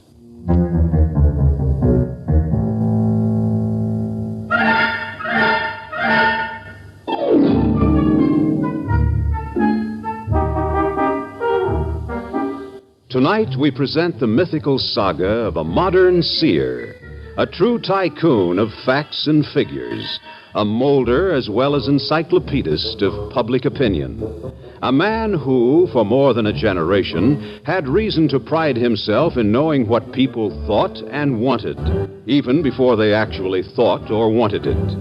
A man whose every news release has been awaited with eager interest by paupers and presidents.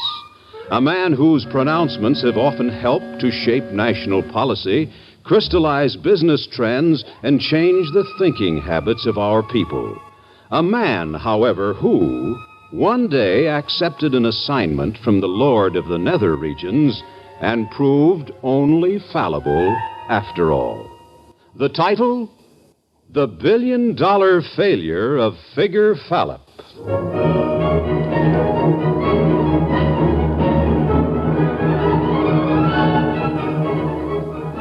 Our story centers in one of the many tall, teeming buildings which seem to reach for the sky from each side of New York's Madison Avenue. The building is one of those which house some of the world's most influential advertising and public relations offices. Those business concerns which so effectively persuade so many millions of us to change from white toothpaste to yellow, from yellow to green, and then again back to white. Firms which maintain headquarters in this building have made America filter-tip conscious, lured children into eating nourishing foods, and helped to convince women that they would be out of style if they didn't either raise or lower their hemlines each year. The accounts of some of these firms run into tens of millions of dollars.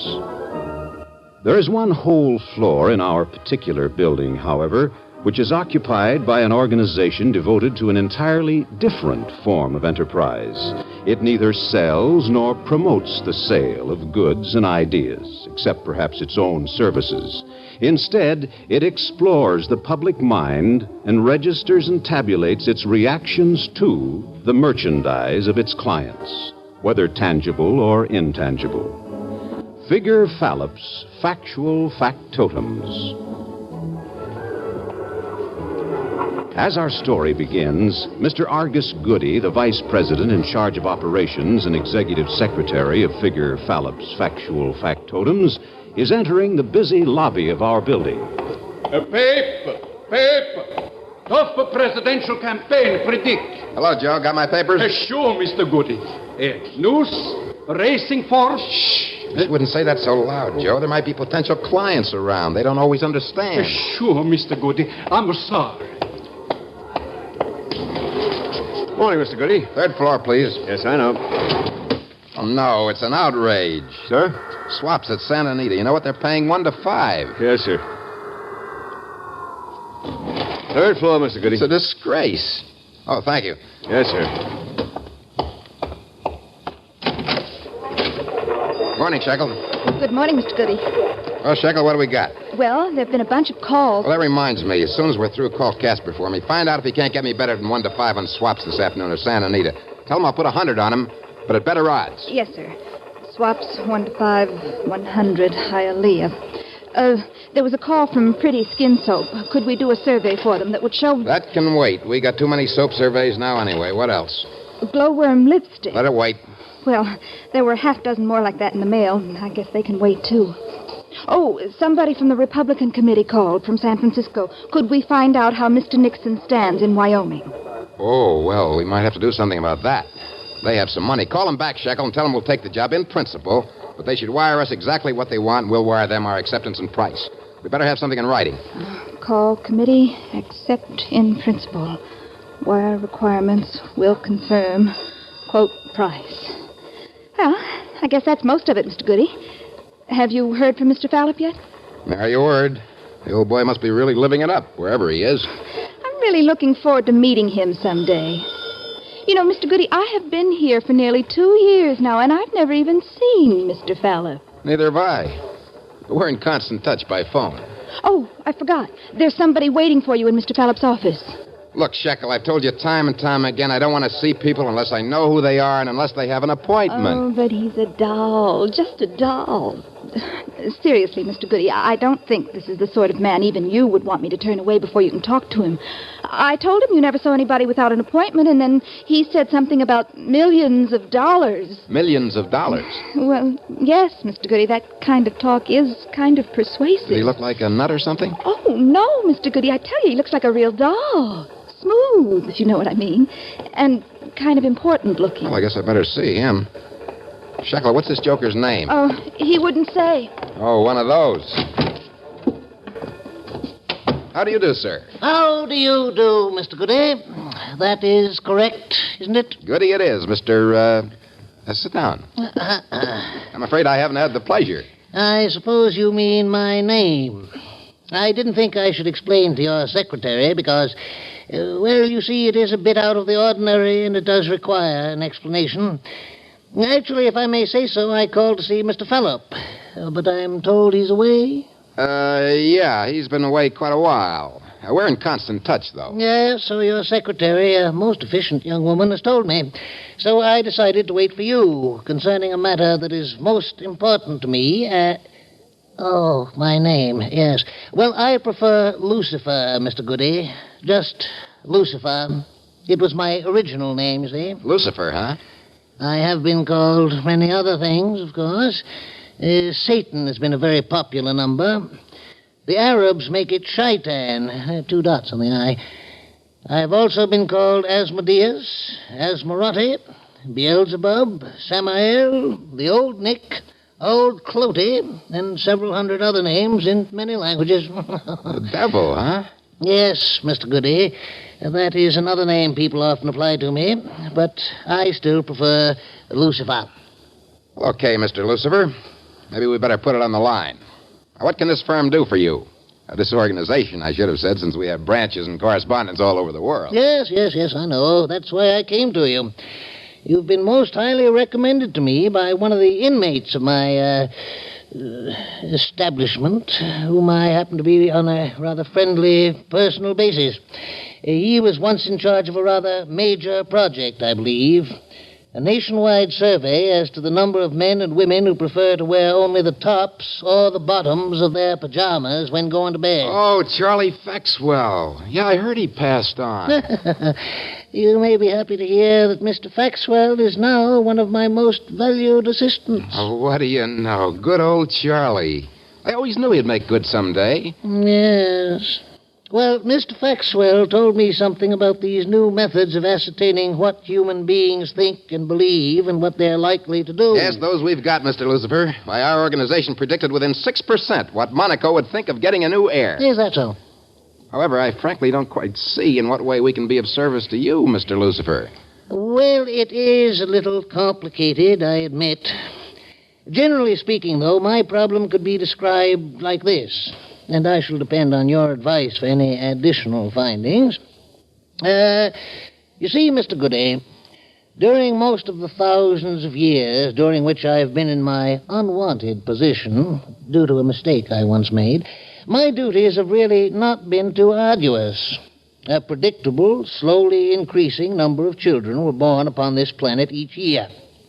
Of those who lived into adulthood, a certain fairly predictable percentage went astray, and thus became my charges. Uh-huh. But ever since your species has acquired a certain mastery over the physical forces, ever since you have acquired knowledge which perhaps you weren't ready for, in other words, ever since you've become civilized, as you call it, my establishment has been a madhouse. Why, in some years, millions upon millions of souls stream past me, and I don't have adequate facilities for them, nor an adequate staff to deal with them. In general, I seem to be in for a hectic time. And when I mentioned my problems to Mr. Faxwell, he told me about your polls, which had been so useful to him, and he suggested that I see Mr. Fallop. I suppose we down below should not neglect modern aids such as yours. Excuse me, Mr. Lucifer. I don't know which one of us belongs in a bug house, you or me. But I'll play along with you for a little while longer. Now, I ask you again, just what did you have in mind? In mind? Well, it's quite simple, isn't it? I would like you to make a survey, or a poll, or whatever you call it, which will tell me with reasonable accuracy how many new arrivals to expect during each of, say, the next 20 or 30 years, so that I can plan my expansion program accordingly. Look, Mr. Lucifer, that would involve the whole world, wouldn't it? Of course, sir. And just how would you expect us to get you this information? I don't know, Mr. Goody. That's why I came to consult your organization.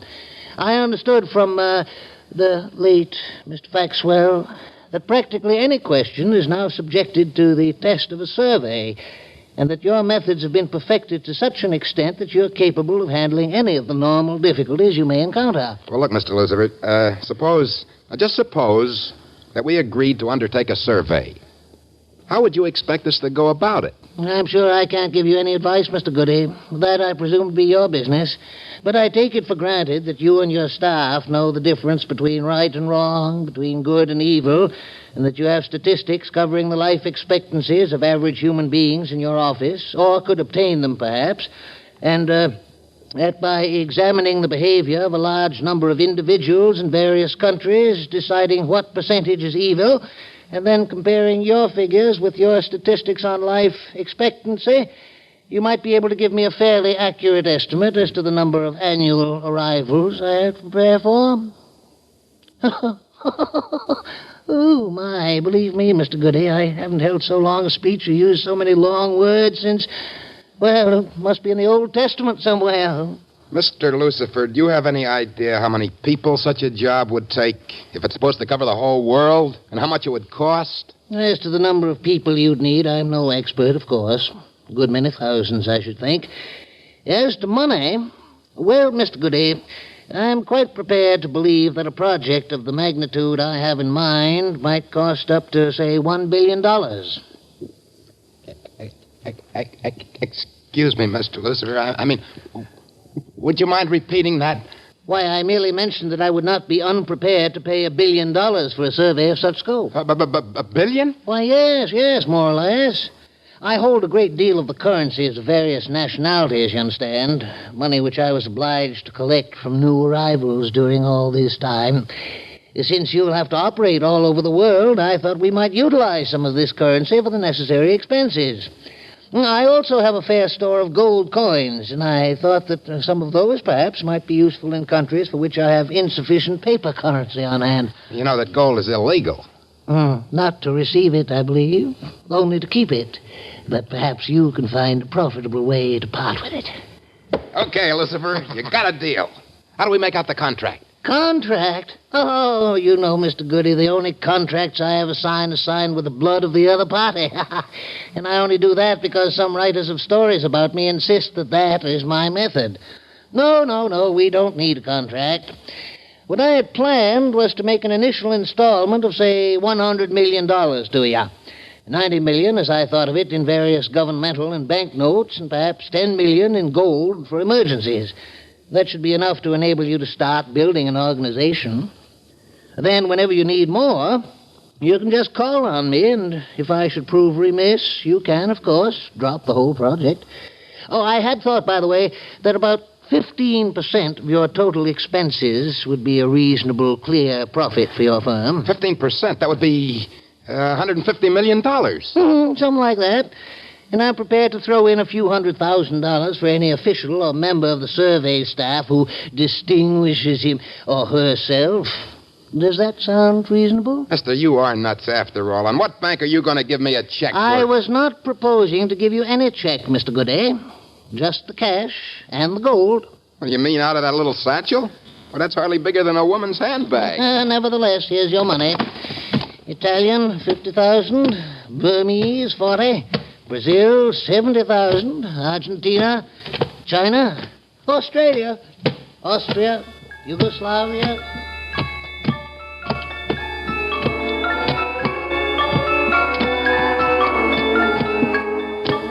Siam, Nepal, Formosa.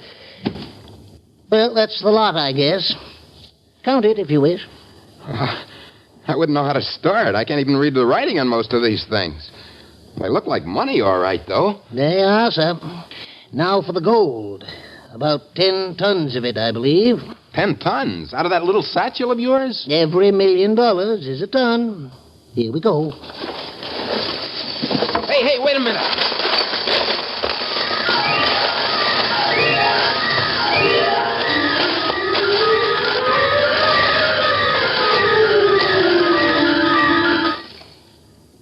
And now, goodbye, Mr. Goody.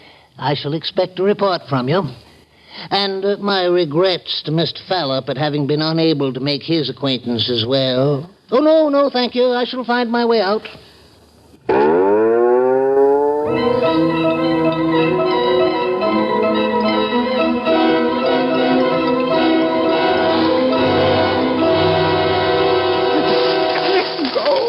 Gold. It's real gold.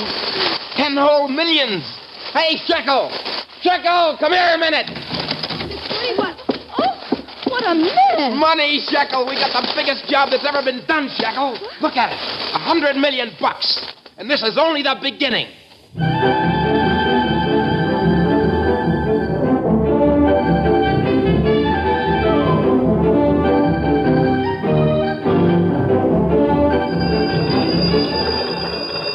Call from Moscow, sir. What's the matter? Did Khrushchev get tight again? Give it to Mr. Ashburn. Cable from Hong Kong, sir. 439, repeat 439, residents jailed for theft and burglary, week ending today. 2321, repeat 2321, women and girls arrested for immorality. List of name follows airmail. Thanks. Give it to Mr. Ross over there, will you? Call from Tokyo, Mr. Goody. Give him to Mr. Haskell at that third desk there. He handles Scandinavia. Mr. Haskell from Ohio is here, Mr. Oh, Goody. yeah, show him in. Sorry, Haskell, I didn't realize you'd come right along. I just wanted to report on that bank deal you asked about, Mr. Goody. It seemed a little too complicated for a letter. Yeah, what gives? Well, nothing strictly illegal, but it sure wasn't strictly legal either. I see. Good work, Haskell, good work. Look, do me a favor, will you tell him Mr. Brubaker over there, he'll take notes on the whole thing. Yeah, this is Goody. Okay, shoot. Yeah? Survey of 525 London women indicates adultery up 31% nationally in the last 10 years. Yeah, I got it. Thanks, Bill. Hey, Shekel. Yes, sir. I think we're really getting there. You know that idea of mine about borrowing a flock of Mr. Lucifer's girls? Well, that was a doggone near stroke of genius, if I do say it myself. What they did to Boston and Mason City. Yes, I know, and to a lot of other places, too. What's the matter, Shek? You ought to be happy. Don't you want us to make a good record? Well, sure, Mr. Goody, but... Stop being silly, Shek. When a client gives you a job, he wants results. If he sells soap, he wants you to prove to him that people like his soap better than any other kind. If he runs a camp for kids or old folks, he wants you to find as many kids and old folks who can afford to go there as you can find. So what's the difference if we help some people along where they're going anyway? Mr. Goody, there's a gentleman to see you. He's waiting in Mr. Fallop's private office. Well, who let him in? I did, sir. He's our client. Our client? You mean Mr. Lucifer? Yes, sir. Well, come on, Shaq. Let's give the big boy the word. Hello, Mr. Lucifer. Nice seeing you again. How do you do? How do you do, Miss Shekel? And you, Mr. Goody? You've read our preliminary reports, I guess. I have, and I've been somewhat saddened. Oh, well, I can understand that since you've only seen the preliminaries. But I've just begun dictating the summary of our final report, and this will really make your eyes pop. We're going to wind up with only 2 holdouts. A character down in Central Africa somewhere and some preacher somewhere in Australia. Those girls of yours were a big help, Mr. Lucifer. Yes, I see. I wonder if we did not misunderstand each other, Mr. Goody. Or shouldn't I call you by your right name, Mr. Fallop? Huh? How did you know? Well, the devil's supposed to know something, isn't he? I mean, I do have some sources of information of my own. Do you know about this too, Shekel? Well, not at first, of course, but I did figure it out after a while. You see, Mr. Fallop, I suppose we might as well say now that deceptions are all very well, perhaps, but take these reports, for example. What's the matter with them? Aren't they what you wanted? Now, let's see. Mr. O.B. Smith, bank president of so-and-so forth, Ohio, last year participated in an arrangement whereby a school foundation cost the city considerably in excess of actual valuation. Mr. Smith is estimated to have illegally profited to the extent of at least $10,000 from this transaction. Well? Well, did you trouble to find out that this same Mr. Smith has built at least one badly needed playground for children and has endowed several boys' clubs and Boy Scout troops? Why, it must have cost him several times as much as he could possibly have gained from this construction job, about which, as your reporter himself admits, there was actually nothing illegal, even though there were some shady aspects involved, perhaps. Well, what's that got to do with it? Well, now, let us assume, Mr. Fallop, that you were one of the judges chosen to preside at the trial which all of your species must face someday. Would you condemn this man? Well, there was something fishy about that deal. There may have been, Mr. Fallop. But with a man whose entire life has otherwise tended toward the good, is that sufficient reason to condemn him altogether? Now, Miss Farwell of etc., etc., is reported to have spent a week in Miami with a man not her husband. Did you actually know what, if anything, happened, Mr. Phillip? Well, I don't have any eyewitness account. I'm sure you don't, Mr. Phillip. I don't suppose it struck you as important either that Miss Farwell has spent her entire life taking care of a hopelessly paralyzed mother and 2 younger sisters. Yes, but what's the... Those things count, Mr. Phillip, when the final balance is struck. There is one thing, Mr. Phillip, that seems to characterize all this bosh. You apparently have never heard of qualities such as grace, penance, indulgence, and all the other saving factors which make human existence tolerable, and sometimes even beautiful in an odd sort of way. I thought you wanted us to... So I did, Mr. Phillip, but I wanted to find out, not deal with loaded dice. Oh, yes, I'm sure that you use the 10 Commandments and the list of the 7 deadly sins as a guide, but didn't you try to tempt your subjects to violate those rules? Well, Those young ladies you asked me to send you. Well, you did want a good report, didn't you? A good one, yes, but a factual one. I fail to understand that you could think I would be so foolish as to want more, let us say, work than absolutely necessary. Miss Shekel, telephone from Rome. They say it's urgent. Oh, excuse me, Mr. Lucifer. Well, I'll be going, Mr. Phillip. I suppose I shall just have to go back to things as they've always been, to wait and see from year to year who will be assigned to my charge. It may be slightly uncomfortable and unsystematic, but at the moment I'm inclined to suspect that it has certain advantages over your modern methods. You see, Mr. Phillip, I'm still committed to the old-fashioned idea that human beings are totalities with a spirit and integrity of their own. They may make certain mistakes, of course, but it seems to me that even those always have to be considered in the frame of the overall picture, something your modern methods do not take into account. Mr. Goody, may I see you a minute? I'm sorry, Mr. Lucifer. I'll be right back. Oh, that's quite all right. Oh, I'm too confused to follow your different names around. There was a call from Rome. Yes? The money. Our office there says it's no good. They say the government that put it out went out of business 100 years ago. What? And that isn't all. Mr. Brubaker tells me that Belgrade called him, too, and said there hasn't been any Kingdom of Serbia since the First World War. Why, that... Mr. Lucifer, would you come here a minute? Certainly, Mr. Phillip. How would you like you to step into the storage room with me a minute?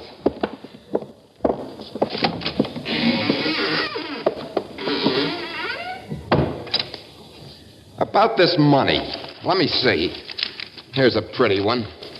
Sardinia, 1843. I always thought Sardinia was part of Italy. Well, so it is. So what good is this money? It's all 40, 50, 100 years old. Most of these governments don't even exist anymore. Oh, my oversight, Mr. Phillip. Time doesn't mean as much to us as it does to you, I suppose. I naturally paid you in the currencies I have accumulated from my guests over the years, and I must admit the time element never occurred to me.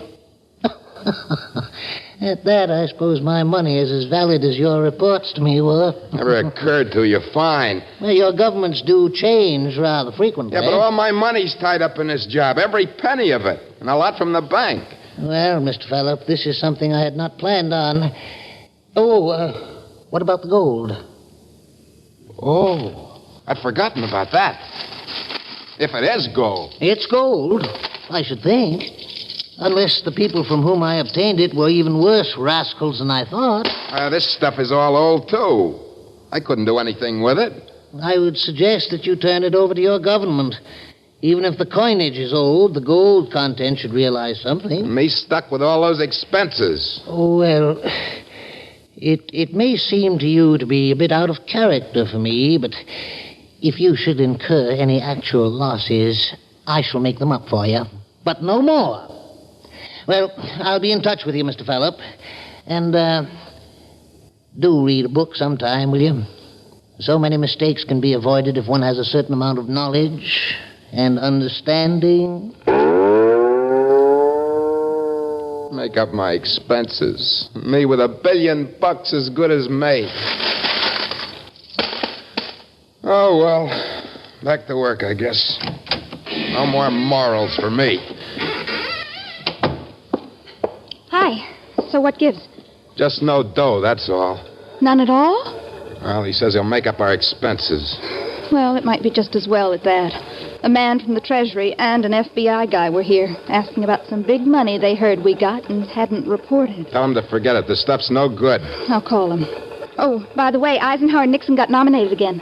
Yeah, so I hear. We were right on that one anyway. Yes, but the National Committee called up. Would we poll Arkansas and Vermont for Nixon? Tell him no. I don't want any more of that kind of stuff. And the Barbers Union called. They want to know, will we make a survey, how women like to be kissed by men with beards, seeing as how beards are coming back and all. Yeah. I guess that's more our speed, Shaq. Sure, tell him sure. I'll call him, boss. And, oh, yes, there's one more thing. There's a man waiting for you in the private office. Oh, no, Shekel, no. I told you not to... Oh, but he's a doll. I just couldn't say no. All right, I'll see him.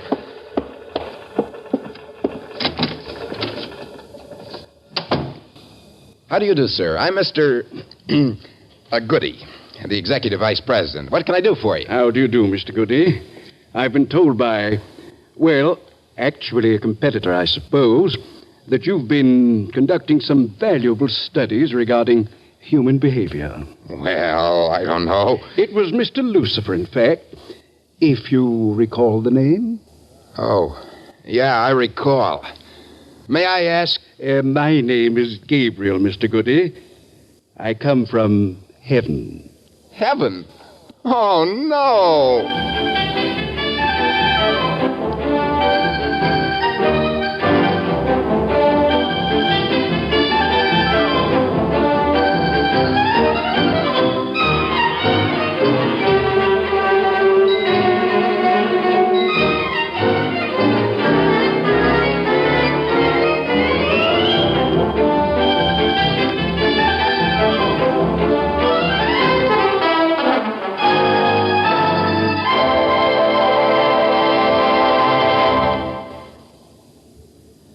You've been listening to the CBS Radio Workshop and The $1 Billion Failure of Figure Fallop, written by Henry E. Fritsch, with Joseph Julian as Mr. Goody, Bob Dryden as Lucifer, and Elaine Rost as Miss Shekel. The CBS Radio Workshop is produced and directed in New York by Paul Roberts. This is Bob Hite inviting you to join us again next week when from Hollywood we present Colloquy Number 3, a study of satire, with Stan Freeberg, a historical examination of satirical literature from Voltaire to the moderns.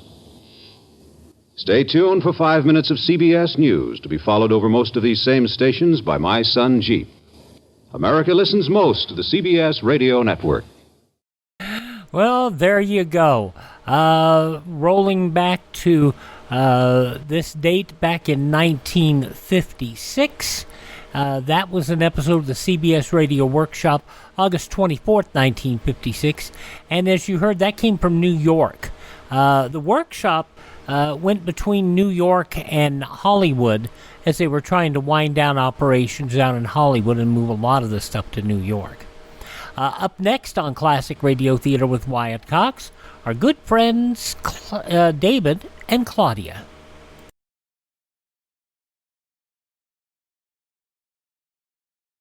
Our country was founded by men who had faith in God and who were willing to endure hardship and sacrifice for the sake of that faith. In these troubled times, there is need to support a way of life based on the enduring principles of religion, which knit the family together, make for good citizenship, and build the character of the children. The religious institutions in your community need your interest and support, so take an active part in religious affairs. Your pastor, rabbi, or priest will give you invaluable family counsel and aid if you're a newcomer to the community. To face the problems of the future, America must be morally strong, and that moral strength comes through worship and faith.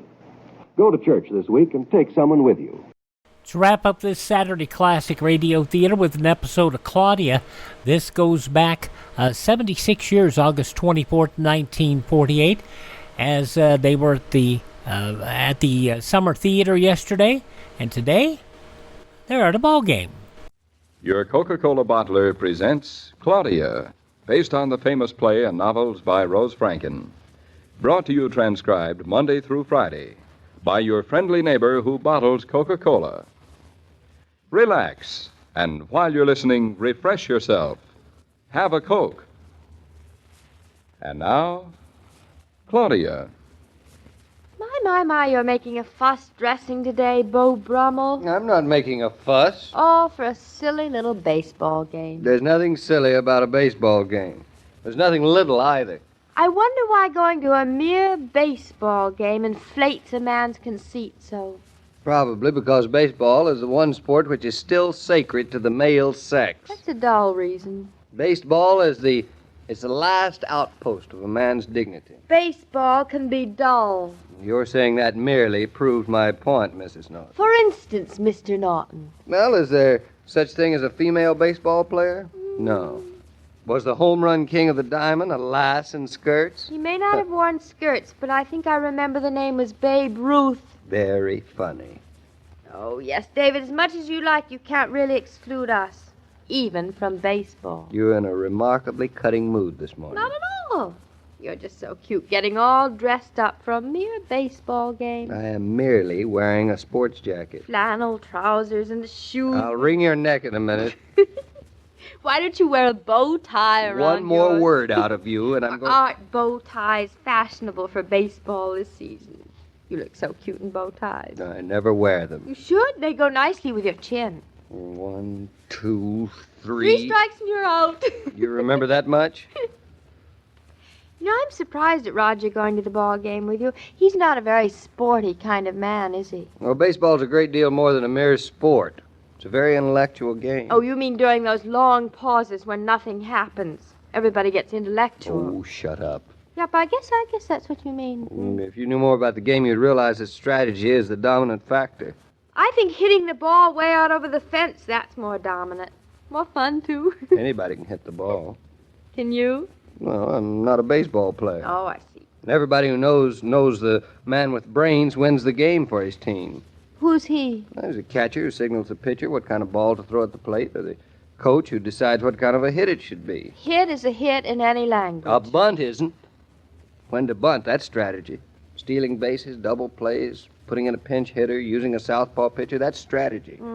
Every man who watches a ball game has the fun of trying to guess and foretell what strategy a team's going to use. I still think hitting the ball is the most fun. Oh, what's the use of talking? You have a closed mind. Well, at least I have a mind. Darling, have you got good seats? Great. Roger got them. They're in a box right behind the home plate. Oh, I think baseball words are so cute. Bunt, plate, southpaw. What are some others? I wouldn't tell you. No, I meant it seriously. All the more reason. Oh, you get so stuffy about things. Hey, aren't you dressed yet? What's the big rush? Oh, nothing. Except you'd think you were going to a ball instead of to a baseball game. You really feel superior this morning, don't you? Very, very. You think Roger likes baseball? I think he's too fastidious. Oh, he'd never get excited and shout. And what if he gets warm, David? Oh, he must hate being warm. What are you driving at? Nothing. Now, listen to me a minute. These tickets are Roger's tickets. He invited me to go with him. He's going because he wants to. No matter what you say about it, he's going. Who said he wasn't? Well, I wouldn't take a woman to a baseball game even if she knew what the score was. In case you're interested, this particular woman is not trying to work you up into inviting her. No, I'm not. This woman is not interested in what the score is or will be or...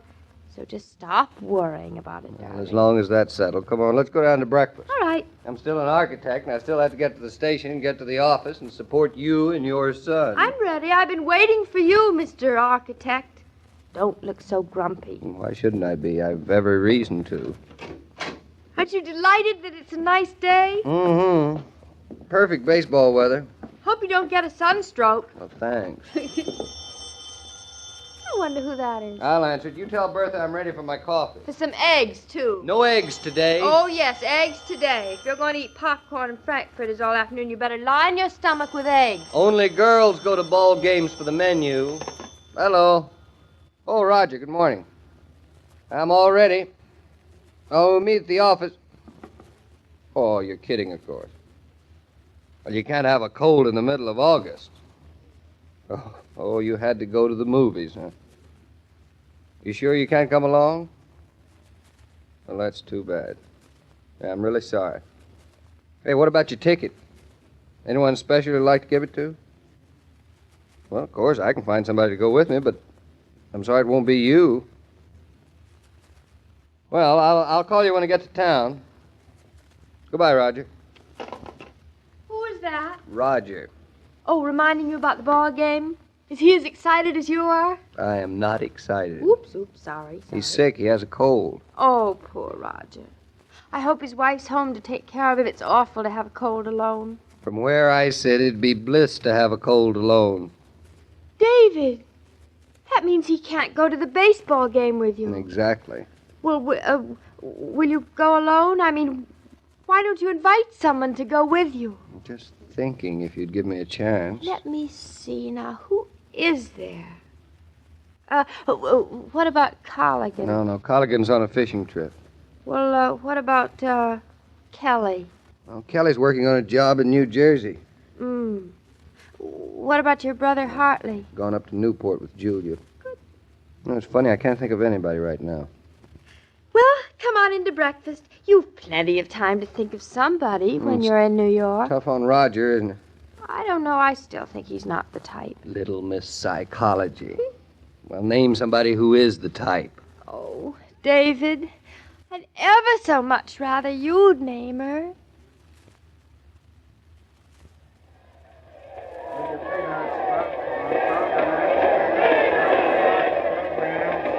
Do you want a program or a scorecard, Claudia? No, thanks. I don't need a thing. Not even a menu. You probably wouldn't know what to do with a scorecard anyway. I'd rather watch the game. Here, our seats are over there. Hey, watch where you're going, Claudia. Oops, I'm sorry. Excuse me. David, so many people. I've never seen so many people. Excuse me, please. Suppose they all like watching baseball. No, they're here because they don't like it. Must be something to it I don't see. Have you ever seen a baseball game? Oh, not one like this, I haven't. Hey, isn't the grass out there lovely? And it's called a diamond. You don't say. Mm-hmm. Wonder how they keep it so green. Ours is so burned. Well, here we are, darling. Excuse us, please. These are wonderful seats. You can see the whole game from here. Excuse me, please. Oh, that's all right, lady. Here, I'll go in first. The man in front of that seat is taller. Can you see over him, darling? It's more important for you to see. Oh, I'll be fine. Oh, I wish they'd begin now that I'm here.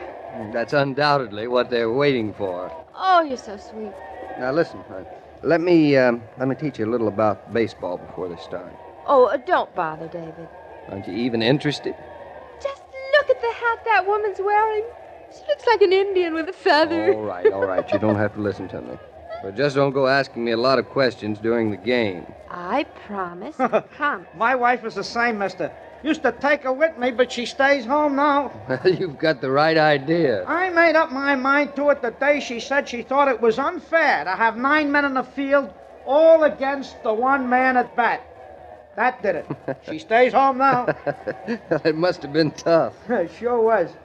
David, is that them? Yeah, here they come. Here they come. Come on, you beautiful bombs, murder 'em! That's the Giants over there, isn't it, David? Yeah. Gee, look, see their underwear sticking out of their sleeves. They look like sissies. Well, there's a reason for it. I think I like the Dodgers best. They've got more sex appeal. Oh, they got savvy and know-how, lady. That's what counts. Come on, you guys. Spread them Giants all over the ballpark. Murder 'em! So excited, David, and they haven't even begun. That's little Joe coming up, isn't it? That's Joe Rosati batting for the Dodgers. Yeah. Joe Rosati. Sounds like something to eat. He's been hitting like an angel. Come on, Joe, right over the fence, Joe. He hasn't got a chance against us southpaw. He's a southpaw as a left-handed pitcher, darling. Oh, thank you, David. Oh, don't swing at those, you jerk! Everybody's so excited. Oh, that's strike one. Wait for him, you come on, dog. watch him over there. Watch him over. Come on, little Joe, over the breaches. They don't look so good to me, David. That's waiting for him, Jojo. Come This on, ball let him go one, by. lady. Let him go by. Pitcher certainly takes his time. He makes it look so complicated. Now, he's going to knock the cover off of this one. I know it. Run! Safe on first. Oh, that's right, now Muzzy Stern's up. Hey, what's he hit? 328. He'll hit a home run for sure. Come on, sweetheart. Slam it out, boy. Come on, knock the cover off of it. He's awful tall, isn't he? I bet he's handsome, too, David. Now, watch him swing, darling. Now, look at the way he stands up the plate. His feet wide apart. He's a ball player's ball player, all right. Oh, boy. Hey, oh, you sweet What a hit. baby, What you a hit. ball player, baby. Slide, you dope, slide! Safe on second, too. Right in the hole between first and second. Yeah. Gee, David, I thought it'd be a double play at first. Yeah, it looked that way. Let's see. Man on first, No. man on second. What a ball team. What a ball team. David, you realize that if the next man hits a home run, we'll be ahead 3-0. We've hardly even gotten started. Yes, I realize it. Hey, we're still at the top of the batting order, too, aren't we? Yeah. Hey, wait a minute there. What's the matter, darling? I thought you didn't know anything about baseball. I never said that. I thought you didn't like baseball. Oh, I didn't say that either. I just think it's dull to watch. I mean, compared to playing it, of course. Mm-hmm. How would you know? David, didn't I ever tell you I played substitute shortstop on our high school team? They were short-handed. I was pretty good, too. Oh, Mama was horrified. So you played baseball? Yeah.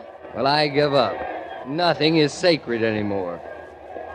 Come on, Harry, a home run, a home run! Yeah, lady, that's right. Cross your fingers over the bleachers, you bum! And you want to know something else, David? I'm not sure I do. Even watching baseball is fun with you. David, watch, look. He's going to bunt instead of trying for a homer. My own wife telling me this is the end. Slide, you dope, slide!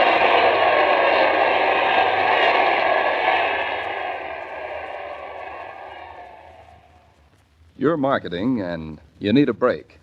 So you look around for that familiar Coke cooler. You're driving, and the friendly red cooler's a welcome sight when you stop for gas and oil. You meet a friend on the street, and you say, "Let's have a Coke," knowing the red cooler is handy. But you have a white cooler that's handy this minute, right in your own kitchen. Yes, the family refrigerator can be your private Coke cooler. All you have to do is stock up on Coca-Cola and keep plenty on ice. Then you're ready to enjoy the pause that refreshes during work or leisure hours. You're ready to offer refreshing hospitality to visitors, both expected and unexpected. Buy Coke by the case, and your white cooler need never be without refreshment. Say, that lady sure knew her onions when it came to baseball. Claudia knows her onions about a lot of things. You don't say. Indeed. And David is still finding out what they are. Boy, in the 8th inning, she was calling them balls like an umpire. Never underestimate the power of a woman, sir. Oh, I know better than that. All right. I'm married to one. And I'll bet you something else. I bet you she becomes a real ball fan. Oh, I think Claudia's too busy for that. And she likes too many other things to single out baseball. For instance? Well, for instance, Coney Island. The amusement center of the world? Come around tomorrow and find out. I'll do that. So long. So long. Every day, Monday through Friday, Claudia comes to you transcribed with the best wishes of your friendly neighbor who bottles Coca-Cola. So listen again tomorrow at the same time. And now this is Joe King saying au revoir. And remember, whoever you are, whatever you do, wherever you may be, when you think of refreshment, think of Coca-Cola. For Coca-Cola makes any pause the pause that refreshes. And ice-cold Coca-Cola is everywhere. This broadcast of Claudia was supervised and directed by William Brown Maloney. August 24th, 1948, Claudia on Classic Radio Theater with Wyatt Cox. Tomorrow, as we said, yours truly, Johnny Dollar, Suspense, Counter Spy, Did Justice Triumph, and Superman. And that's coming up tomorrow on Sunday. Coming up on Monday, we'll have Milton Berle, George and Gracie, Nick Carter, Master Detective, The Whisperer, and another episode of Claudia. Tuesday, The Whistler, Jeff Regan, Investigator, a different yours truly, Johnny Dollar, and another episode of Suspense. And then we'll follow that up with The Shadow, Mystery in the Air, Have Gun Will Travel, and Gunsmoke, and Blackstone, the Magic Detective. That's all straight ahead for the next few podcasts here. Thank you so much for being with us. Classic Radio Theater. I'm Wyatt Cox.